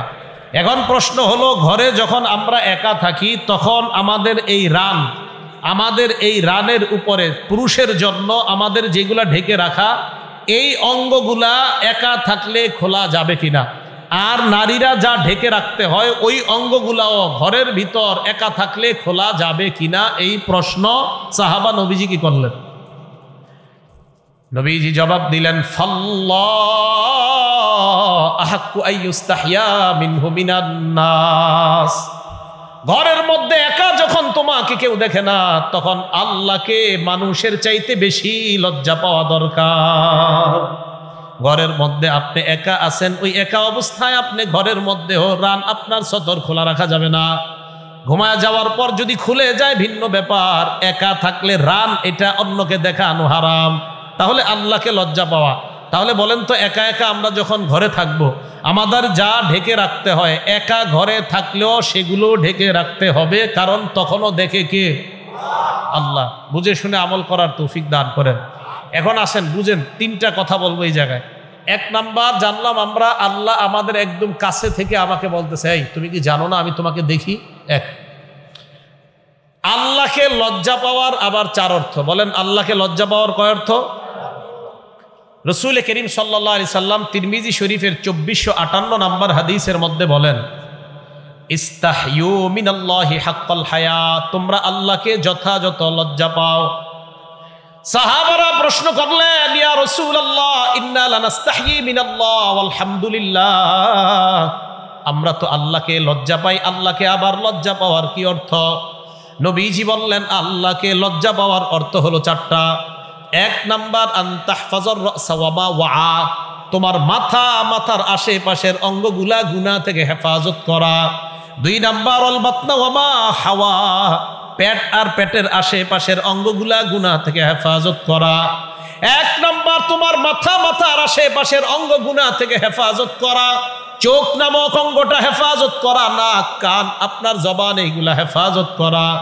দুই নাম্বার, পেট আর পেটের আশেপাশের অঙ্গগুলা গুনাহ থেকে হেফাজত করা। তিন নাম্বার, ওয়াতাতাযাক্কারুল মাউতা ওয়াল বিলা, আজকে আপনাদেরকে আমি বলি, তিন নাম্বার নবীজি বলেন, মরণ আর মরণের পর তুমি পচে যাইবা, এই কথাটা তুমি স্মরণ করবা। এখন আপনারা বাসায় যাবেন, যাওয়ার পর ল্যাপ কম্বল, অথবা যদি ল্যাপ কম্বল এখন না ব্যবহার করেন, কাঁথা তো অন্তত গায়ে দেন। কাঁথা গায়ে দেওয়ার পর এইভাবে লাইট বন্ধ করে হঠাৎ একটু তাকাবেন। কাঁথা বন্ধ করলেন, করার পর এইভাবে কাঁথাটা মুড়ি দিয়ে একটু তাকাবেন। তাকানোর পর দেখবেন কিচ্ছু দেখা যায় না, অন্ধকার আর অন্ধকার। এখন আপনি কাঁথাটা এই অবস্থায় রেখে চিন্তা করবেন, আমি মারা যাওয়ার পর আমার এলাকাবাসী আমারে কবরে রাইখা বাঁশ দিবে, এরপর মাটিগুলা দিয়ে আমাকে চাপা দিয়ে যাবে। আমি মারা যাওয়ার পর কাঁথাটা এইভাবে রেখে চিন্তা করবেন, আমি কিচ্ছু দেখি না, আচ্ছা আমার উপরে বাঁশ দিল, এর উপরে মাটি আর মাটি মারবি, ইন্না লিল্লাহ, আমার কি অবস্থা হবে? ওয়াতাতাযাক্কারুল মাউতা ওয়াল বিলা, আপনি মরে যাবেন, মরে যাওয়ার পর আপনি পচে যাবেন, এটা নিয়ে চিন্তা করা। বিশ্বাস করেন, এই যে আজকে আমার নাম কত প্রচার হয়েছে, এখন আজকে যদি আমি মারা যাই, আগামীকাল প্রচার হবে মারা গেছে। আমরা যারা মারা যাব 2 দিন 3 দিন মানুষ বলবে, আহারে ছেলে ভালো ছিল, খারাপ ছিল। 7 দিনের মাথায় আপনার পরিবারের সবাই স্বাভাবিক হয়ে যাবে। 15-20 দিন যাওয়ার পর যার যার মতো শেষে চলবে, আপনার সম্পত্তি বন্টন শুরু হবে। আপনার সম্পত্তি সব অন্যরা খাবে। 40-80-100 দিন পর আপনি কবরে ভালো আছেন না খারাপ আছেন এটাও সবাই ভুলে যাবে, কিন্তু আপনার ভোগ অন্যরা ভোগ করতেছে। এটাই জীবনের বাস্তবতা। ওয়াতাতাযাক্কারুল মাউতা ওয়াল বিলা, বায়ো আল্লাহ রসুল বলেন 3 নাম্বার, তুমি যে মরে যাইবা, মরে যাওয়ার পর তুমি পচে যাইবা, এই বিষয়টা নিয়ে তুমি চিন্তা করা। এই হলো 3 নাম্বার। 1 নাম্বার, তোমার মাথার আশেপাশের অঙ্গগুলা গুনাহ থেকে হেফাজত করা। 2 নাম্বার, তোমার পেট আর পেটের আশেপাশের অঙ্গগুলা গুনাহ থেকে হেফাজত করা। 3 নাম্বার, তুমি মারা যাইবা, মারা যাওয়ার পর তুমি যে পচে যাইবা, এই বিষয়গুলা তুমি স্মরণ করা। 4 নাম্বার, ওয়ামান আরাদাল আখিরাতা তারাকা জিনাতাদ দুনিয়া, আখিরাতের চিন্তায় দুনিয়ার চাকচিক্য বিসর্জন দেওয়া। রাস্তা দিয়ে আপনি হেঁটে যান, বিশাল একটা বাড়ি দেখলেন, মন চায় আমার যেন বাড়িটা হয়। ওই মুহূর্তে চিন্তা করবেন, জান্নাতে গেলে এর চাইতে বেশি আল্লাহ দিবেন। জান্নাতের চিন্তায়, আখিরাতের চিন্তায় দুনিয়ার চাকচিক্য বিসর্জন দেওয়া। নবীজি বলেন, এই 4 গুণ যাদের হয়ে যাবে, ফাকাদ ইস্তাহইয়া মিনাল্লাহি হাক্কাল হায়া, এই ব্যক্তি আল্লাহকে যথাযথভাবেই লজ্জা পায়। তাহলে কয়টা বিষয়? 4টা। এজন্য আমি বলি ভাই, এখন থেকে আখেরাত স্মরণ করেন বেশি। আখেরাতের স্মরণ আপনাকে গুনাহ থেকে হেফাজত করবে ইনশাআল্লাহ। 1 নাম্বার আল্লাহকে লজ্জা পাওয়া। আল্লাহকে লজ্জা পাওয়ার 4 অর্থ জানলাম। 2 ফেরেশতাদেরকে লজ্জা পাওয়া। মন দিয়ে শোনেন, বলেন তো আল্লাহ কোথায় আছে? আমাদের এইখানে, আমাদের সব দেখতেছে, এখানের আরো কাছ থেকে সব পর্যবেক্ষণ আমি দেখি তোমার। ফেরেশতাদেরকে লজ্জা পাওয়া, সূরা ইনফিতর আয়াত নাম্বার 10, 11, 12 আল্লাহ বলেন, ওয়া ইন্না আলাইকুম লাহাফিজিন কিরামান কাতিবিনা ইয়ালামুনা মা তাফআলুন। তোমাদের সাথে সংরক্ষণকারী ফেরেশতারা আছে, সম্মানিত লেখকগণ। ইয়ালামুনা মা তাফআলুন, যা করো সব দেখে, সব জানে তারা। এবার আসেন, আল্লাহ আমাকে দেখে। আল্লাহ দেখার পর চিন্তা করলাম আমি গুনাহ করি, এই গুনাহ লেখার কেউ আছে কিনা? আল্লাহ কয় হ্যাঁ, সম্মানিত ফেরেশতা আছে যারা তোমার গুনাহ লেখে, নেকিও লেখে। আল্লাহ দেখে। প্রশ্ন, আল্লাহ কেউ লেখে কিনা? আল্লাহ কয় হ্যাঁ, লেখার মতো কিন্তু আছে। এবার আপনি চিন্তা করলেন, আল্লাহ তুমি দেখো, আবার লেখার মতো রাইখা দিলা, লেখে কোন জায়গায়, এরকম কিছু আছে কিনা?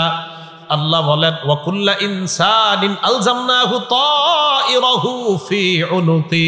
আল্লাহ বলেন আমি গলার মধ্যে ছোট্ট একটা খাতা লটকায়া দিছি, ছোট্ট খাতা লটকায়া দিছে আমার আপনার গলায়।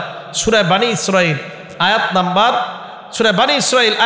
14 আল্লাহ বলেন ওয়া কুল্লা ইনসানিন আলজামনা। আয়াত নাম্বার 13 আমি প্রত্যেকের গলায় মেমোরি কার্ড ঝুলিয়ে দিয়েছি, খাতা, এটা লিখে দিয়েছি। এবার আসেন, আল্লাহ তুমি দেখো। আচ্ছা আল্লাহ তুমি যে দেখো, তো দেখার পর এগুলা কি কেউ লেখে? আল্লাহ কয় হ্যাঁ হ্যাঁ, ফেরেশতা আছে তো লেখার মতো। সূরা ইনফিতর আয়াত 10, 11, 12 মাবুদ লেখে কোথায়? আল্লাহ কয় কুল্লা ইনসানিন আলজামনাহু তাইরা। আরে আমি তো তোমার এই জায়গায় ছোট্ট একটা খাতা রেখে দিয়েছি। আল্লাহ আসলে লেখেন আপনি? আল্লাহ কয় হ্যাঁ লিখিত। কয় মাবুদ লেখলে কি হবে? অনুখরিজু লাহু ইয়াউমাল কিয়ামাতি কিতাবান ইয়ালকাহু মানশুরা। কিয়ামতের ময়দানে এই খাতা আমি আল্লাহ খুলবো, খোলা অবস্থায় তুমি এই খাতার সাথে সাক্ষাৎ করবা।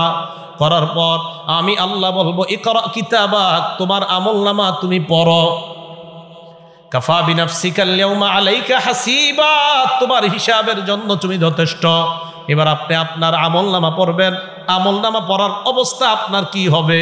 আল্লাহ পাক রব্বুল আলামিন বলেন, ফাতারাল মুজরিমিনা মুশফিকিন বিম্মা ফি। আল্লাহ বলে অপরাধীদেরকে আপনি তাকায় দেখবেন, ওই অপরাধী খাতার দিকে তাকাইয়া, ভীতু অবস্থায় খাতার দিকে তাকানোর পর অপরাধী বলবে ইয়া ওয়াইলাতানা, হায় আফসোস, মালি হাদাল কিতাব, এটা আবার কেমন খাতা? লা ইগাদিরু সগীরাতা ওয়ালা কাবীরাতান ইল্লা আহসাহা, ছোট বড় সব দেখি এই জায়গায় লেখা। 1 আল্লাহ দেখে, 2 মাবুদ লেখে কেউ? হ্যাঁ ফেরেশতা আছে লেখার। 3 মাবুদ লেখে কোথায়? আল্লাহ বলছে খাতা আছে ছোট্ট। মাবুদ এখানে লেখার পর এটা কি করবেন? আল্লাহ বলছে কিয়ামতের মাঠে আমি খুলবো, তোমাকে দেখাবো, তুমি পড়বা। আজকে থেকে আমরা সবাই 3 উপলব্ধি দিয়ে হাঁটেন। গুনাহ করার সময় চিন্তা করবেন ইন্না লিল্লাহ, আল্লাহ বলছে আমি তোমাকে দেখছি, এই তুমি জানো না? তার 2 নাম্বার, আল্লাহ আপনি দেখছেন। আরে আমার ফেরেশতারা তো লিখতেছে তোমার অপরাধ। আচ্ছা মাবুদ লেখেন কোথায়? আরে তোমার গলার মধ্যে তো খাতা আমি ঝুলিয়ে দিয়েছি, ওটাতে লিখতেছে। এই 3 উপলব্ধি নিয়ে হাঁটেন, গুনাহ দেখবেন ইনশাল্লাহ কমে যাবে। আল্লাহ আমাদের সকলকে গুনাহমুক্ত জীবন যাপন করার তৌফিক দান করেন। ভাই গুনাহ ছেড়ে দেওয়া খুব জরুরি বিষয়। গুনাহ ছেড়ে দেন, গুনাহ ছেড়ে দেন, আল্লাহর রাস্তে গুনাহ ছেড়ে দেন। কত গুনাহ করবেন বলেন? মোবাইল থেকে গানগুলা, সিনেমাগুলা ডিলিট করে দেন, আল্লাহর রাস্তে এগুলা ডিলিট করে দেন, মেহেরবানি করে এগুলা ডিলিট করে দেন। মোবাইলে কত গুনাহ যে আপনার সাক্ষী আছে, এগুলা ডিলিট করে দেন। আপনি আজকে মারা গেলে কালকে আপনার ভাই, আপনার বোন, আপনার আব্বা আম্মা দেখবে আপনার মোবাইলে খারাপ কত কিছু, ছি ছি এই ছেলেটাকে কত ভালো মনে করতাম, আর সে এগুলো করে বেড়ায়। আল্লাহ আমাদেরকে হেফাজত করেন। এই গেল 2 নাম্বার, ফেরেশতাদেরকে লজ্জা পাওয়া। 3 নাম্বার আল হায়া মিনান নাস, মানুষকে লজ্জা পাওয়া। মানুষকে লজ্জা পাওয়ার কয়েকটা উদাহরণ দিব। দেওয়ার পর আপনারা প্রথমে বলেন আমরা এইখানে যারা আছি আমরা কি মুসলমান না অমুসলমান? বলেন আলহামদুলিল্লাহ। আমরা কি? একটু আওয়াজ দিয়ে মোহাব্বতের সাথে বলেন আমরা কি? ঠিক তো? তাহলে বুখারীর একটা হাদিসটা থাকে কিনা? বুখারী শরীফের 7 নম্বর হাদিস। আবু সুফিয়ান রাদিয়াল্লাহু তাআলা তখনও মুসলমান হয় নাই। আমাদের নবী একটা চিঠি লিখলেন বাদশাহ হিরাক্লিয়াসের কাছে। বাদশাহ হিরাক্লিয়াসকে আল্লাহ নবী দাওয়াত দিলেন, আদউকা বিদিআয়াতিল ইসলাম, এ বাদশাহ মিন মুহাম্মাদির রাসূলিল্লাহি সাল্লাল্লাহু আলাইহি ওয়াসাল্লাম, আমি মুহাম্মদের পক্ষ থেকে তোমার কাছে একটা চিঠি পাঠাইলাম, হেদায়েতের বার্তা পাঠাইলাম, আমি তোমাকে ইসলামের দিকে দাওয়াত দিচ্ছি। আসলিম তাসলাম, তুমি যদি ইসলাম গ্রহণ করে নাও তাসলাম, তুমি নিরাপত্তা লাভ করবা। নবীজি চিঠিতে লিখলেন। এরপর নবী লিখলেন, তুমি যদি ইসলাম গ্রহণ না করো ফাইন্না আলাইকা ইসমাল আরিসিয়িন, তোমার প্রজা যারা তাদের গুনাহগুলা তোমার উপর বর্তাবে। কারণ তুমি ইসলাম গ্রহণ না করলে তারাও মুসলমান হবে না, তুমি মুসলমান হলে তারা হয়ে যাবে, তুমি না হলে তারা হবে না, তাদের গুনাহ তোমার উপর যাবে। এবার দেখেন কি কয়। তো বাদশার এই চিঠি লেখার পর বাদশা চিন্তা করলো, সর্বনাশ, এটা আবার কে, এমন চিঠি আমারে কে লেখছে। বাদশা তখন চিন্তা করলো, এই এলাকায় মক্কার নবী মুহাম্মদ তাকে চিনে এমন কেউ আছে কিনা। তখন সামনে যারা আছে তারা বলল, হ্যাঁ, নবী মুহাম্মদকে চিনে এরকম একদল ব্যবসায়ী আমাদের এলাকায় আসছে। বাদশা কয় তাদেরকে ডাকো। ডাকছে। ডাকার পর আবু সুফিয়ান রাদিয়াল্লাহু তাআলা আন তখনও মুসলমান হয় নাই, উনি কাফের। ওনার সাথে অনুসারী যারা সবাই কাফের, যাদের সামনে আসছে তারাও কাফের। কথাটা বুঝবেন। যিনি চিঠি লিখলেন আমাদের নবী মুহাম্মদ সাল্লাল্লাহু আলাইহি সাল্লাম, যার কাছে লিখলেন তিনি কাফের। এই কাফের আমার নবীর ব্যাপারে তথ্য যাচাই করার জন্য যাদেরকে ডাকলেন তারাও তখন কাফের। এতটুকু বুঝে আসছে আপনাদের? আচ্ছা। আবু সুফিয়ান রাদিয়াল্লাহু তাআলা আনহুকে সবার সামনে বসাইলেন। ওনার পিছনে ওনার ব্যবসায়ী কাফেলায় যারা আছে সবাই বসছে। সবাই কিন্তু কাফের তখন। যিনি প্রশ্ন করবে তিনিও কাফের, আর যার সম্পর্কে প্রশ্ন করবে তিনি দুই জগতের মহামানব। সুবহানাল্লাহ। আপনারা কথাটা একটু গুরুত্ব সহকারে নেবেন। প্রশ্ন উত্তর, প্রশ্নকর্তা উত্তরদাতা উভয় অমুসলিম, আর যার ব্যাপারে প্রশ্ন করা হবে তিনি তো আল্লাহর পরে শ্রেষ্ঠ। এখন আবু সুফিয়ান সবার সামনে, বাদশাহ হিরাক্লিয়াস যে আরবি ভাষা বুঝে তাকে বলল, আবু সুফিয়ানকে আমি যতগুলা প্রশ্ন করব মুহাম্মদের ব্যাপারে, আবু সুফিয়ানের পিছনে যারা বসা তাদেরকে বলে দাও, আমি আবু সুফিয়ানকে প্রশ্ন করার পর মুহাম্মদের ব্যাপারে যদি একটা মিথ্যা কথা আমাকে বলে, ফাইন কাযাবানি ফাকাযিবুহু, একটা মিথ্যা বললে পিছনের মানুষগুলা যেন সাথে সাথে বলে এটা মিথ্যা কথা, সাথে সাথে যেন বলে মিথ্যা কথা। কারণ আবু সুফিয়ান সহ সবাই তো মুহাম্মদকে চিনে। বুখারী শরীফের 7 নম্বর হাদিস। এই কথা বলার পর সবাই রেডি, চুপচাপ পিছনে বসা, আবু সুফিয়ান সামনে বসা। আমাদের নবীজির ব্যাপারে অনেকগুলা প্রশ্ন করলো। আবু সুফিয়ান রাদিয়াল্লাহু তাআলা আনহু মুসলমান হওয়ার পরে তিনি বলেন যে ওই দিন নবীর ব্যাপারে আমাকে যা যা প্রশ্ন করছে, দেখেন, লাউলাল হায়া মিন আইয়াসিরু আলাইয়া কাযিবান লা কাযাবতু আনহু। আবু সুফিয়ান বলেন আমার ভিতরে লজ্জা কাজ করলো, আমি যদি নবী মুহাম্মদের ব্যাপারে একটা মিথ্যা কথা বলি, লজ্জা কাজ করছে। এলাকায় যাওয়ার পর কেউ যদি আমারে কয়, ছি ছি, তুমি কিভাবে মুহাম্মদের ব্যাপারে মিথ্যা বললা, আজকে হয়তো কেউ বলবে না, আমার পিছনে যারা ভয়ে কিছু বলবে না, কোনো না কোনো দিন তো ঝগড়া টগড়া লাগলে বলবে, বেটা তুই তো মিথ্যা কথা কইছিস ওই দিন। আবু সুফিয়ান কয়, আমি শুধুমাত্র লজ্জার কারণে মুহাম্মদ ওই মুহূর্তে আমার শত্রু হওয়া সত্ত্বেও মুহাম্মদের ব্যাপারে একটা মিথ্যা কথাও বলি নাই।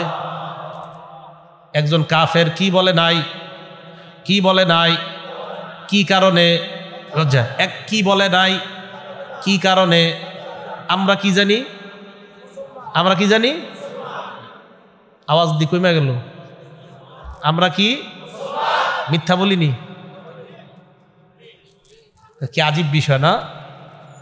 আপনারা এখানে ব্যবসায়ী আছেন, কত কর্মজীবী আছেন, আপনারা যারা কাজে যান, বস ফোন দেয়, কই আসো, আপনি আসেন এখনো 20 মাইল দূরে, আপনি বলেন কি, বস এই তো ঢুকতেছি, এই তো মানে 20 মাইল। আপনারা আমারে বলতে পারেন, হুজুর আপনি বয়ানের সময় কি করেন? আমি বয়ানের সময় জেনে থাকি, আমার সফর সঙ্গী কই কন এই জায়গায় কন, আপনি যেই জায়গায় করবেন আগে তো যাইতে পারবেন না, বাকি এনে বলেন, বাকি ফোন কম দিতে বলেন, তাহলে মেজাজ খারাপ হয়ে যায়। বলেন যে টঙ্গি আছি, আর বলেন ফোন দিবেন না আগামী 2 ঘন্টা, দিলে খবর আছে। বলেন টঙ্গী আছে, বলেন উত্তর আছে, বলেন মিরপুর আছে, হুজুর টেনশনে আছি। এত মেজাজ খারাপ হয় যখন বার বলতেছি উত্তরা, তো আপনার আকল নাই উত্তরা থেকে কতক্ষণ লাগবে আসতে? এই রাস্তা সম্পর্কে অভিজ্ঞতা নাই আপনার? কিন্তু যদি বলতাম আমি মাওনা আছি, দা ঠিক আছে হুজুর আইসা পড়ছে, মিথ্যা কথা হয়তো, উনিও খুশি আমিও খুশি। মিয়া বক্তাদেরকে আপনারা মিথ্যাবাদী বানান। তো আবু সুফিয়ান রাদিয়াল্লাহু তাআলা আনহু বলেন যে শুধুমাত্র লজ্জায় আমি মিথ্যা কথা বলি নাই, লজ্জার কারণে মিথ্যা কথা বলি নাই। এখন ভাই আমরা মুসলমান, তাহলে একটু চিন্তা করেন, আজকে হাদিসটা চিন্তা করবেন, একটা অমুসলমান লজ্জায় মিথ্যা বলে নাই, আর আমরা মুসলমান ডেলি প্রতিদিন এত মিথ্যা কথা বলি। রাত্রে শোয়ার সময় যদি ক্যালকুলেটর নিয়ে হিসাবে বসি, ও কম্পিউটারে মনে হয় ধরবে না, এত পরিমাণ আমাদের মিথ্যা, উঠতে বসতে মিথ্যা। আল্লাহ আমাদের সকলকে লজ্জাশীলতার গুণে গুণান্বিত হওয়ার তৌফিক দান করেন। এই গেল মানুষকে লজ্জা পাওয়ার একটা দৃষ্টান্ত। আর একটা দৃষ্টান্ত নেন, নাসাই শরীফের 406 নম্বর হাদিস। নবীজি সাল্লাল্লাহু আলাইহি সাল্লাম এক মাঠের সামনে দিয়ে যাইতেছে। আন্না রাসূলুল্লাহি সাল্লাল্লাহু আলাইহি ওয়াসাল্লাম রাআ রাজুলান ইয়াগতাসিলু বিল বারাজ। আল্লাহ নবী দেখলেন এক ব্যক্তি সবার সামনে গোসল করে। সবার সামনে একটা পুরুষ গোসল করা, এটা তো কোনো ব্যাপার না। কিন্তু নবী দেখার পর মিম্বরে গিয়ে দাঁড়াইলেন। দাঁড়ানোর পর বললেন, হে মিয়া, তোমগো কি লজ্জা শরম কিছু নাই? সাহাবারা কয়, হুজুর কি হয়েছে? কয়, ইন্নাল্লাহা হাইয়ুন, আল্লাহ বড় লাজুক। সুবহানাল্লাহ। হালিমুন, আল্লাহ বড় সহনশীল। সিত্তিরুন, আল্লাহ মানুষের দোষ ত্রুটি ঢাইকা রাখে। ইউহিব্বুল হায়া, আল্লাহ লজ্জাশীলতাকে পছন্দ করেন। ওয়াসিত্র, ঢেকে ঢুকে থাকা আল্লাহ পছন্দ করেন। ফাইদা তাসালা আহাদুকুম, তোমাদের কেউ যখন গোসল করবা, ফাল্যাস্তাতির, মিয়া একটু আড়াল পর্দা টর্দা দিয়ে গোসল করবা। আপনারা পুরুষরা সবার সামনে শুরু করে দেন, ঠিক না? এটাও নির্লজ্জতা। আরে মিয়া, আপনারা তো আমার টাকা টুকা দিয়েও আপনাকে সামনে গোসল করাইতে পারবেন না। কি বলেন আপনি? 16 বছর আপনজন ছাড়া কেউ আমার শরীর দেখছে এরকম প্রমাণ দিতে পারবে না। সবার সামনে গোসল করা এটা কিভাবে সম্ভব? আপনি পুরুষ তো কি হয়েছে আপনার? এটা ঠিক না, এটা অন্যায়। নবীজি সাল্লাল্লাহু আলাইহি সাল্লাম বলে, আল্লাহ লাজুক, তোমরা কি করো এগুলা? সবার সামনে গোসল করো। আল্লাহ আমাদেরকে হেফাজত করেন।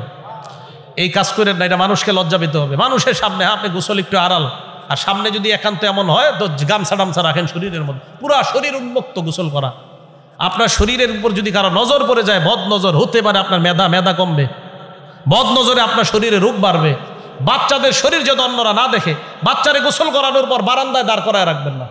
বারান্দায় দাঁড় করিয়ে রাখলে অন্য কারো নজর পড়তে পারে বাচ্চার উপর, আর বাচ্চার উপর বদ নজর পড়লে এই বাচ্চার কি জানি হয় আল্লাহ জানে। হাদিসে আসছে, নজর সত্য, নজর লেগে যায়, এটা হাদিসে আসছে।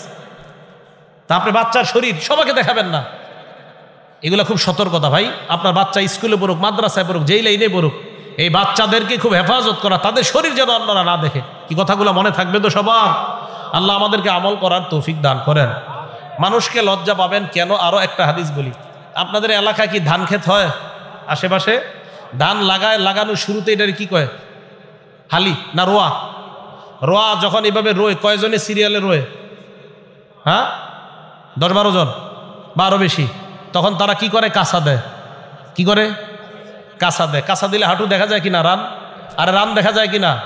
এবার শোনেন, আবু দাউদ শরীফের হাদিস, হাদিস নাম্বার 4014 নম্বর হাদিস। ক্বালা রাসূলুল্লাহ সাল্লাল্লাহু আলাইহি ওয়াসাল্লাম, নবীর সাহাবা জারহাদ রাদিয়াল্লাহু তাআলা আনহুর বর্ণনা। জারহাদ রাদিয়াল্লাহু তাআলা আন বলেন, জারহাদ রাদিয়াল্লাহু তাআলা আনহু বলেন, জালাসা রাসূলুল্লাহ সাল্লাল্লাহু আলাইহি ওয়াসাল্লাম ইনদানা, আমাদের সামনে নবী বসা। ওয়া ফাখিজি মুনকাশিফা, আমার রান খোলা। আমাদের সামনে নবী বসা, আমার রান খোলা। নবী আমার দিকে তাকায়া বললেন, আমা আলিমতা আন্নাল ফাখিজা আওরা, এই মিয়া তোমার শরম নাই? তুমি জানো না রান ঢাকা রাখতে হয়? তাড়াতাড়ি ঢাকো। সুবহানাল্লাহ। বলেন, রান কি খোলা রাখা যাবে না ঢাকে রাখতে হবে? ঢেকে রাখতে হবে। আবু দাউদ শরীফের 4015 নম্বর হাদিস। এই হাদিসের 3 অংশ। 3 নম্বর অংশটা ঘরে লিখে রাখবেন, আগে প্রথম 2টা শোনেন। নবী সাল্লাল্লাহু আলাইহি সাল্লাম আলী রাদিয়াল্লাহু তাআলা আনহুকে বলেন, আলী লা তাকশিফ ফাখিজাকা, তুমি তোমার রান কারো সামনে খুলবা না। রান কারো সামনে খুলবা না। ওয়ালা তানজুর ইলা ফাখিজি হাইয়িন, দ্বিতীয় অংশ, তুমি কোন জীবিত ব্যক্তির রানের দিকে তাকাইবা না। জীবিত কারো রানের দিকে তাকাইবা না। এখন দেখেন, আপনারা যাদেরকে আইডল মনে করেন, সাবানের বিজ্ঞাপন অথবা যে কোনো বিজ্ঞাপন, এইগুলোর মধ্যে অশ্লীল কোনো ফটো হয় কি হয় না? হয় না? ফটো অশ্লীল, সাথে সাথে সাবানের বক্স ফালায় দেন, সাবানের প্যাকেটটা ফালায় দেন, সাবানটা রেখে প্যাকেটটা তাড়াতাড়ি ফালায় দেন। নবীজি বলছেন লা তানজুর ইলা ফাখিজি হাইয়িন, জীবিত ব্যক্তির রানের দিকে তাকাও না, এটা দ্বিতীয় অংশ। 3 নম্বর অংশ এটাই লিখে রাখবেন বলছি করে, ওয়ালা তানজুর ইলা ফাখিজি মাইয়িতিন, মরা ব্যক্তির রানের দিকেও তাকাও না। কি ব্যক্তি? মরা ব্যক্তি। তাহলে মরা ব্যক্তির রান যদি দেখা হারাম হয়, জীবিত ব্যক্তির রান দেখা হারাম না হালাল? আরো জোরে হারাম। তাহলে বলেন তো এই অপরাধগুলা, এই যে অঙ্গ প্রত্যঙ্গ আমাদের উল্টাপাল্টা হয়ে যাওয়ার অপরাধগুলা আমাদের কারা হয় কি হয় না? এক রুমে বন্ধুরা আপনারা থাকেন, সাবধানতা অবলম্বন করবেন, কেউ কারো রান যেন ইচ্ছাকৃতভাবে রানের উপর নজর না পড়ে, আল্লাহ হেফাজত করেন।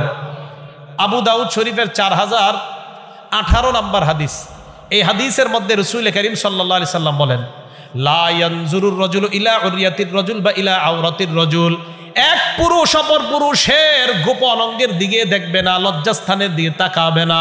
ওয়ালাল মারআতু ইলা উরিয়াতিল মারআ বা ইলা আওরাতিল মারআ, এক নারী অন্য কোন নারীর গোপন অঙ্গের দিকে তাকাবে না। এবার আল্লাহ নবী বলেন ওয়ালা ইউজির রাজুলু ইলা রাজুলি ফি সাওবিন ওয়াহিদ, এক পুরুষ আরেক পুরুষের সাথে এক কাঁথার নিচে, এক কম্বলের নিচে ঘুমাবে না। এক পুরুষ আরেক পুরুষের সাথে এক কাঁথা, এক কম্বল, এক লেপের নিচে শুইতে দিবেন না। আপনার ছেলে, 2 ছেলে, পারলে সামর্থ্য থাকলে খাট আলাদা করেন, সামর্থ্য না থাকলে এক খাটের মধ্যে মাঝখানে কোল বালিশ, আলাদা কাঁথা, আলাদা কম্বল দেন, এটা ইসলাম।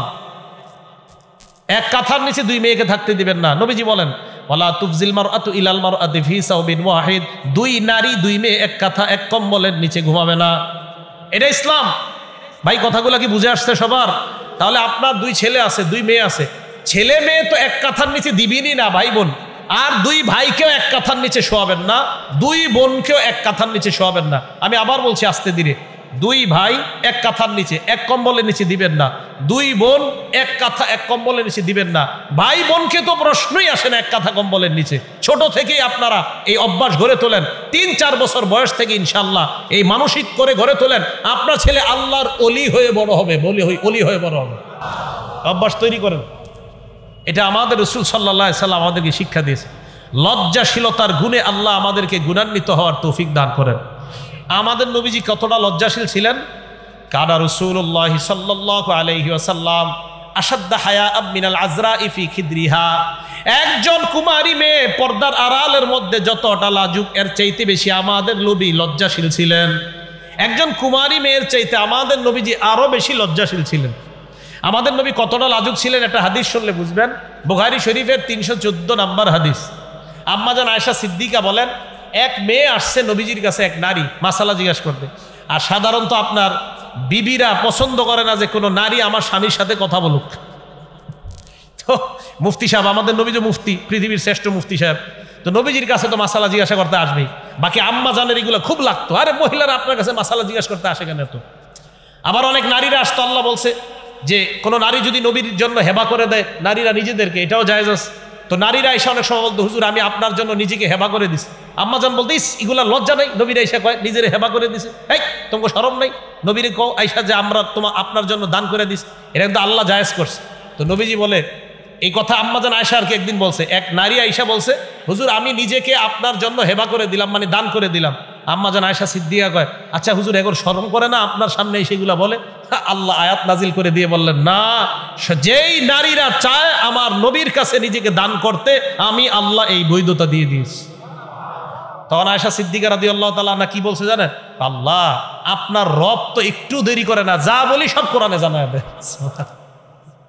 তো যাই হোক, এক নারী আসছে রাসূল করিম সাল্লাল্লাহু আলাইহি সাল্লামের কাছে মাসালা জিজ্ঞাসা করার জন্য। তো নবীজি তো মুফতি সাহেব, দুনিয়ার সবচেয়ে বড় মুফতি, দুনিয়ার সবচেয়ে বড় মুহাদ্দিস, দুনিয়ার সবচেয়ে বড় আলেম আমাদের নবীজি সাল্লাল্লাহু আলাইহি সাল্লাম। আয়েশা মাসালা জিজ্ঞাসা করছে, কি মাসালা? আন গুসলিহা মিনাল হায়জ, একটা নারী, এই জায়গাটা শ্রদ্ধার সাথে শুনবো, আমরা কেউ হাসবো না। মা বোনরা আল্লাহর পক্ষ থেকে অসুস্থ হয়ে, তো এই অসুস্থতার মাসালা জিজ্ঞাসা করার জন্য আসছে নবীজির কাছে। আসার পর রাসূল করিম সাল্লাল্লাহু আলাইহি সাল্লামকে প্রশ্ন করছে। তো নবীজি বললেন খুজি ফিরসাতাম মিনাল মিসকি ফাতাতাহহারি বিহা, তুমি কস্তুরী মিশ্রিত কাপড় নেও, নেকড়া নেও, এটা দিয়ে নিজেকে পবিত্র করো। নারীরে নবীজি নিয়ম শিখাইয়া দিলেন। নারী আবার কয় কাইফা তাতাহহারু, হুজুর কিভাবে পবিত্রতা অর্জন করব? নবীজি বললেন যেইভাবে বললাম ওইভাবে। এই যে বললাম না কস্তুরি মিশ্রিত নেকড়া নাও, এটা দিয়ে পরিষ্কার করবা। নারী আবার কয় কাইফা তাতাহহারু, হুজুর কিভাবে জান পবিত্রতা অর্জন করব? নবীজি কয় সুবহানাল্লাহ, মানে এই সুবহানাল্লাহ মানে আরে আশ্চর্য নারী তো, আমি না তোমাকে বললাম এটা কাপড় নাও কস্তুরি মিশ্রিত, এটা দিয়ে পরিষ্কার করবা। নারী আবার কয় কাইফা তাতাহহারু, হুজুর কিভাবে জান পবিত্র হতে পারব? আম্মা জান আয়েশা কয় ফাজতাবাসতুহা ইলাই, এটার টাইট আমার কাছে নিয়ে আসে, এই দিয়ে আসো। এক প্রশ্ন বারবার করো, আসো এদিকে। তা আম্মা জান কয় আমি আইনা তারে বুঝাইয়া দিছি, এই তুমি এত প্রশ্ন এক প্রশ্ন বারবার এটা করো, জানো না নবীজি সবচেয়ে লাজুক সবচেয়ে লজ্জাশীল, নবীর এই কথা বারবার বলাতে নবী লজ্জা পাইতেছিলেন। সুবহানাল্লাহ। নবীজি সাল্লাল্লাহু আলাইহি সাল্লাম খুব বড় লাজুক ছিলেন। বুখারী শরীফের 349 নম্বর হাদিস, আল্লাহর কাছ থেকে আসতেছে মুসা আলাইহিস সালাতু ওয়াস সালাম কয় কি ব্যাপার, ঘটনা কি নিয়ে আসছেন? কয় 50 ওয়াক্ত নামাজ। কয় ফাইন্না উম্মাতাক লা তুতিক, আপনার উম্মত পারবে না, যান যান তাড়াতাড়ি যান, আরো কমায় আনেন। তো কি আছে, কমায় দিস। কমায় আনতে আনতে আনতে আনতে 45 ওয়াক্ত কমাইস। আছে কয় ওয়াক্ত? মুসা আলাইহিস সালাতু ওয়াস সালাম ভাই কি নিয়ে যান? কয় 5 ওয়াক্ত। কয় আপনি যান, আপনার উম্মত 5 ওয়াক্ত পড়বে না, আরো কমায় আনেন। আমাদের নবী কয় ইস্তাহিয়াই তুমি রব্বি, আমার শরম করতেছে আর যাইতে, আর যাবো না আমি, বারবার যাইতেছি আনতেছি যাইতেছি আনতেছি, আমার লজ্জা করে। ইস্তাহিয়াই তুমি রব্বি, আমাদের নবীজি বলেন আমি লজ্জায় আর যাই নেই, 5 ওয়াক্ত নিয়ে রওনা করলাম। আল্লাহ বললেন লা ইউবাদদালুল কাউলু লাদাইয়া, আমার কথার কোনো পরিবর্তন হবে না হাবিব, আপনার উম্মত 5 ওয়াক্ত পড়বে। আমার ফয়সালা আগেরটাই রয়ে গেল, 50 ওয়াক্ত পড়লে সওয়াব দিতাম 50 ওয়াক্তের, এখন 5 ওয়াক্ত পড়বে, সওয়াব 50 ওয়াক্তের পাবে, আগেরটাই রয়ে গেছে। নবীজি বলেন ইস্তাহিয়াই তুমি রব্বি, আমার লজ্জা লাগলো আল্লাহর কাছে আবার যাইতে। আরেকটা হাদিস শোনেন, আমাদের নবী কতটা লজ্জা পাইতেন। আমরা মেহমান হই না মাঝে মাঝে মানুষের বাসায়, এখন অনেক মেহমানরা কি মনে করে জানেন, কারো বাসায় মেহমান হইলে যে উনি মনে হয় চিরতরে ওই বাসায় চলে গেছে, বাস আমি আর আসবো না এই বাসা থেকে, আমি মেহমান হইলাম মানে আমি এখানে থাকবো আর কখনো যাব না, এরকম একটা ভাবসা চিন্তা ভাবনা। নবীজি হযরত জয়নব রাদিয়াল্লাহু তাআলা আনহাকে বিয়ে করলেন। বুখারী শরীফের হাদিস নাম্বার 4793 নাম্বার হাদিস। চা দিও না, আমি চা খাই না। তো রাসূল করিম সাল্লাল্লাহু আলাইহি সাল্লাম হযরত জয়নব রাদিয়াল্লাহু তাআলা আনহাকে বিয়ে করার পর নবীজি সাল্লাল্লাহু আলাইহি সাল্লাম রুটি দিয়া আর গোস্ত দিয়া অলিমার আয়োজন করছে। অলিমার আয়োজন করার পর হযরতে আনাস বলেন উরসিলতু আলান নাসি দাইয়া, মানুষকে দাওয়াত দেওয়ার জন্য আমাকে নির্বাচন করা হলো, আমাকে পাঠানো হলো। সাহাবাদেরকে আমি দাওয়াত দিতে থাকলাম, সাহাবারা নবীর বাসায় আসে, গোস্ত রুটি খায় আবার চলে যায়, আবার আসে আবার গোস্ত রুটি খায় আবার চলে যায়। দাওয়াত দিতে দিতে এক পর্যায়ে হাত্তা মা আজিদু আহাদান আদউ, আমি দাওয়াত দেওয়ার মতো আর কাউকে পাই না। নবীজিকে বললাম হুজুর আর কেউ বাকি নাই, সবাইকে দাওয়াত দেওয়া শেষ, সবাই খাইছে। নবীজি বলেন ইরফাউ তাআমাকুম, খাবার উঠায় নাও। তাকায় দেখে 3 জন বৈশা বৈশা গল্প করে বাসায়। নবীর বাসায় কয়জন? এখন ওনাদেরকে নবী শর্মে বলতে পারতেছে না আপনারা উঠেন যান। নতুন বিবি ঘরে বসা, পাশের রুমে মেহমানদারি চলতেছে, পাশেই বাসার সামনেই। তো নবীজি বলতে পারতেছে না যান। নবীজির ঘর তো ছিল একদম ছোট। আম্মাজান আয়েশা তো বলেন যেই ঘরে নবীজি নামাজ পড়তেন এত ছোট ছিল যে আম্মাজান আয়েশা সিদ্দিকার সামনে শুয়ে থাকতেন, নবী নামাজ পড়তেন। তো নবীজি যখন রুকু সেজদা দিতে হতো আম্মাজান পা দুইটারে এইভাবে রেখে দিতে হতো, তখন নবীজি সেজদা দিতে হতো। ছোট ঘর ছিল। এখন নবীজি সাল্লাল্লাহু আলাইহি সাল্লাম মেহমানদারি করছে, ঘরের আঙ্গিনাই মনে করেন বা ঘরেই 3 জন বৈশা গল্প করতেছে। নবীজি লজ্জায় বলতে পারতেছে না যে আপনারা যান বা কি বলবে। তো নবীজির নিয়ম ছিল কোনো নারী কোনো বিবির সাথে বাসর রাত করার পরের দিন নবী সব বিবিদের সাথে দেখা করতেন, এটা নবীজির নিয়ম ছিল। ওই রাত্রে নবীজি কি করলেন, চিন্তা করলেন কি করা যায়, দেখি আয়েশার ঘরে যাই, সবগুলোর সাথে একটু দেখা করে আসি। নবীজি ওই যে এরা 3 জন বসা তো কি করবে, ফানতলাকা ইলা হুজরাতি আয়েশা, আয়েশা সিদ্দিকার ঘরের সামনে যায়, গিয়ে বলে আসসালামু আলাইকি ইয়া আহলাল বাইত, কেমন আছো তোমরা? আয়েশা সিদ্দিকা কয় ওয়ালাইকুমুস সালাম, ভালো আছি হুজুর। কাইফা ওয়াজাত আহলাক, নতুন বিবি কেমন পাইলেন? সুবহানাল্লাহ, হুজুর নতুন বিবি কেমন? নবী সাল্লাল্লাহু আলাইহি সাল্লাম বাস কথাবার্তা বইলা এরপরের বিবির কাছে যায়। সব বিবির ঘরের সামনে গিয়ে সালাম দেয়, বিবিরা সালামের জবাব দেয়, আর সব বিবি একই প্রশ্ন, হুজুর নতুন বিবি কেমন পেয়েছে? নবী সাল্লাল্লাহু আলাইহি সাল্লাম সব বিবিদের ঘরে যাওয়ার পর আবার বাসায় আসছে। বাসায় আসার পর আয়েশা দেখে ফাইদা সালাসাতু রাহতিন ইয়াতাহাদ্দাসুনা, ওই 3 জন হযরত এখনো বসা, ওনারা বসে বসে গল্প করতেছে। হযরত আনাস বলেন নবীজি এত লজ্জাশীল ছিলেন, মানে একটু অভিনয় তো করতে পারতো যে নবীজি চাইতেছে উঠে যাও, এটাও বলতে পারতেছে না। মানে নবীর লজ্জা আছে যে আমি কিভাবে একটা মানুষরে বলি আমার বাসা থেকে যান।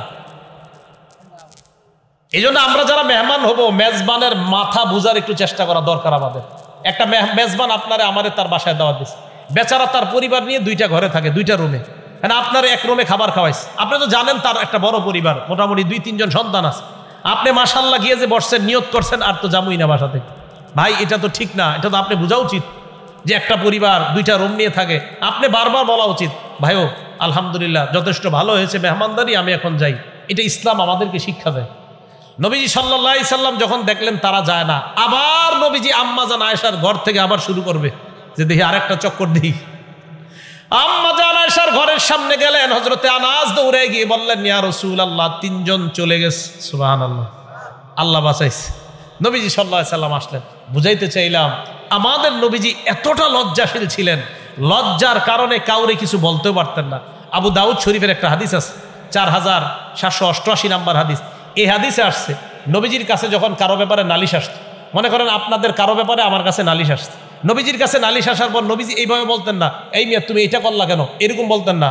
নালিশ আসার পর আল্লাহ নবী বলতেন, মা বালু আকওয়াম, মানুষের কি হইল যে মানুষ ইদানিং এই অপরাধ করে। বলতেন না তার কি হইল যে সে এই অপরাধ করে, বলতেন আরে মানুষের হইল কি, মানুষ ইদানিং এই অপরাধ করে। সাহাবা আম্মা জান আয়েশা বলেন যে লজ্জায় নবী ওই অপরাধীরও নাম বলতে পারতেন না, যে একটা মানুষকে কিভাবে আমি মুখের উপর বলি তুমি এটা করছো। তো রাসূল করিম সাল্লাল্লাহু আলাইহি সাল্লাম বলতেন মানুষের কি হলো যে মানুষ আজকাল এই অপরাধগুলা করে। আল্লাহ পাক রব্বুল আলামিন আমাদের সকলকে লজ্জাশীলতার গুণে যেন আমরা গুণান্বিত হতে পারি, আল্লাহ তৌফিক দান করেন। আমিন। ওয়া আখিরু দাওয়ানা আনিল হামদুলিল্লাহি রাব্বিল আলামিন। আল্লাহুম্মা সাল্লি আলা মুহাম্মাদি ওয়া আলা আল্লাহুম্মা বারিক আলা মুহাম্মাদি ওয়া আলা আলি মুহাম্মাদ কামা বারাকতা আলা ইব্রাহিম ওয়া আলা আলি ইব্রাহিম ইন্নাকা হামিদুম মাজিদ। সমস্ত নবীদের সুন্নত জানেন কয়টা? ওলামারা ছাড়া অন্যরা বলেন তো।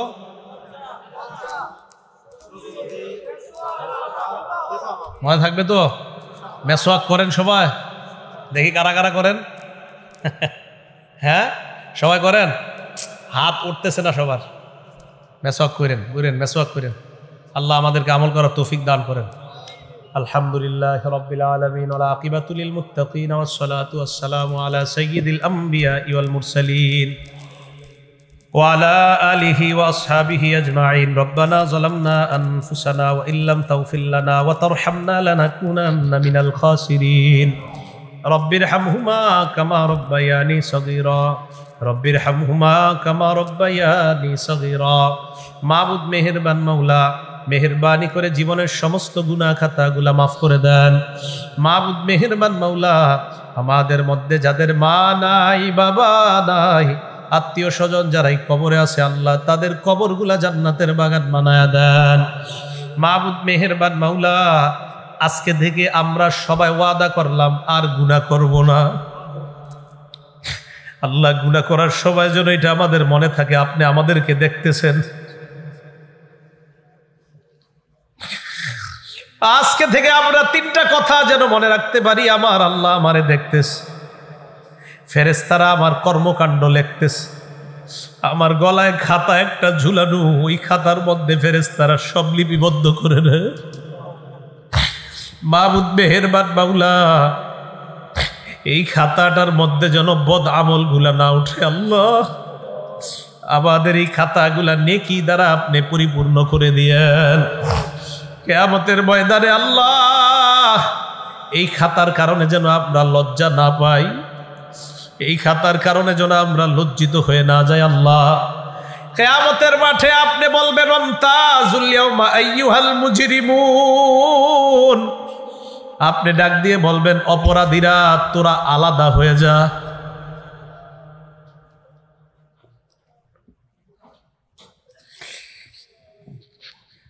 মেহেরবানি করে আমাদেরকে নেক আমল অর্জন করে আমরা যেন পরিপূর্ণ মুসলমান হয়ে কবরে যাইতে পারি, তৌফিক দান করে দেন। আমাদের জিন্দেগির সব গুনাহ খাতাগুলা মাফ করে দেন। আল্লাহ মেহেরবানি করে জীবনের সমস্ত গুনাহ খাতাগুলা মাফ করে দেন। মাবুদ মেহেরবান মাওলা, আমাদের মধ্যে যাদের মা নাই, বাবা নাই, আত্মীয় স্বজন যারা কবরে আছে আল্লাহ মেহেরবানি করে তাদের কবরগুলা জান্নাতের বাগান বানায় দেন। মাবুদ মেহেরবান মাওলা, মেহেরবানি করে জিন্দেগির সব গুনাহ খাতাগুলা মাফ করে দেন। মাবুদ মেহেরবান মাওলা, আমাদের মধ্যে যাদের মা নাই, বাবা নাই, আত্মীয় স্বজন যারাই কবরে শায়িত আছে আল্লাহ মেহেরবানি করে তাদের কবরগুলা জান্নাতের বাগান বানায় দেন। মাবুদ মেহেরবান মাওলা, এই মাদ্রাসা মসজিদকে আপনি কবুল করে নেন। মাদ্রাসার সাথে যারা সম্পৃক্ত কমিটি সভাপতি, মাদ্রাসার উস্তাদ ছাত্র, মসজিদের সাথে যারা সম্পৃক্ত ইমাম খতিব মুসল্লি মুয়াজ্জিন, সকলকে আপনি দিনের জন্য কবুল করে নেন। মাবুদ মেহেরবান মাওলা, আমাদের ভুল ত্রুটিগুলাকে আপনি ক্ষমা করে দেন। জিন্দেগির সব গুনাহ খাতাগুলা আপনি মাফ করে দেন। মাবুদ মেহেরবান মাওলা, আমাদের মধ্যে যারা কঠিন বিমারিতে আক্রান্ত তাদেরকে আপনি শিফায়ে কামেলা আজেলা নসিব ফরমান। ফিতনা ফাসাদ থেকে আমাদেরকে আপনি হেফাজত করে নেন। রব্বানা লা তুযিগ কুলুবানা বা'দা ইদ হাদাইতানা ওয়া হাব লানা মিন লাদুনকা রাহমাতান ইন্নাকা আনতাল ওয়াহ্হাব। আল্লাহ, যারা পেরেশানিতে আছে তাদেরকে পেরেশানি থেকে আপনি মুক্তি দিয়ে দেন। যারা অভাবী তাদের অভাব আপনি দূর করে দেন। যারা ঋণী তাদেরকে ঋণ পরিশোধ করার ব্যবস্থা করে দেন। রব্বানা তাকাব্বাল মিন্না ইন্নাকা আনতাস সামিউল আলিম ওয়া তুব আলাইনা ইন্নাকা আনতাত তাওয়াবুর রহিম। আল্লাহুম্মা সাল্লি ওয়া সাল্লিম ওয়া বারিক আলা মুহাম্মাদ ওয়া আলা আলিহি ওয়া আসহাবিহি আজমাইন। সুবহানা রাব্বিকা রাব্বিল ইজ্জাতি আম্মা ইয়াসিফুন ওয়া সালামুন আলাল মুরসালিন। আল্লাহ, আজকে যারা দান করেছে অর্থ দিয়ে শ্রম দিয়ে তাদের দানগুলাকে আপনি কবুল করে নেন। আল্লাহ, যে যে নিয়তে দান করেছে তাদের নিয়তগুলো আপনি পুরা করে দেন। রব্বানা তাকাব্বাল মিন্না ইন্নাকা আনতাস সামিউল আলিম ওয়া তুব আলাইনা ইন্নাকা আনতাত তাওয়াবুর রহিম। সুবহানা রাব্বিকা রাব্বিল ইজ্জাতি আম্মা ইয়াসিফুন ওয়া সালামুন আলাল মুরসালিন ওয়ালহামদুলিল্লাহি রাব্বিল আলামিন।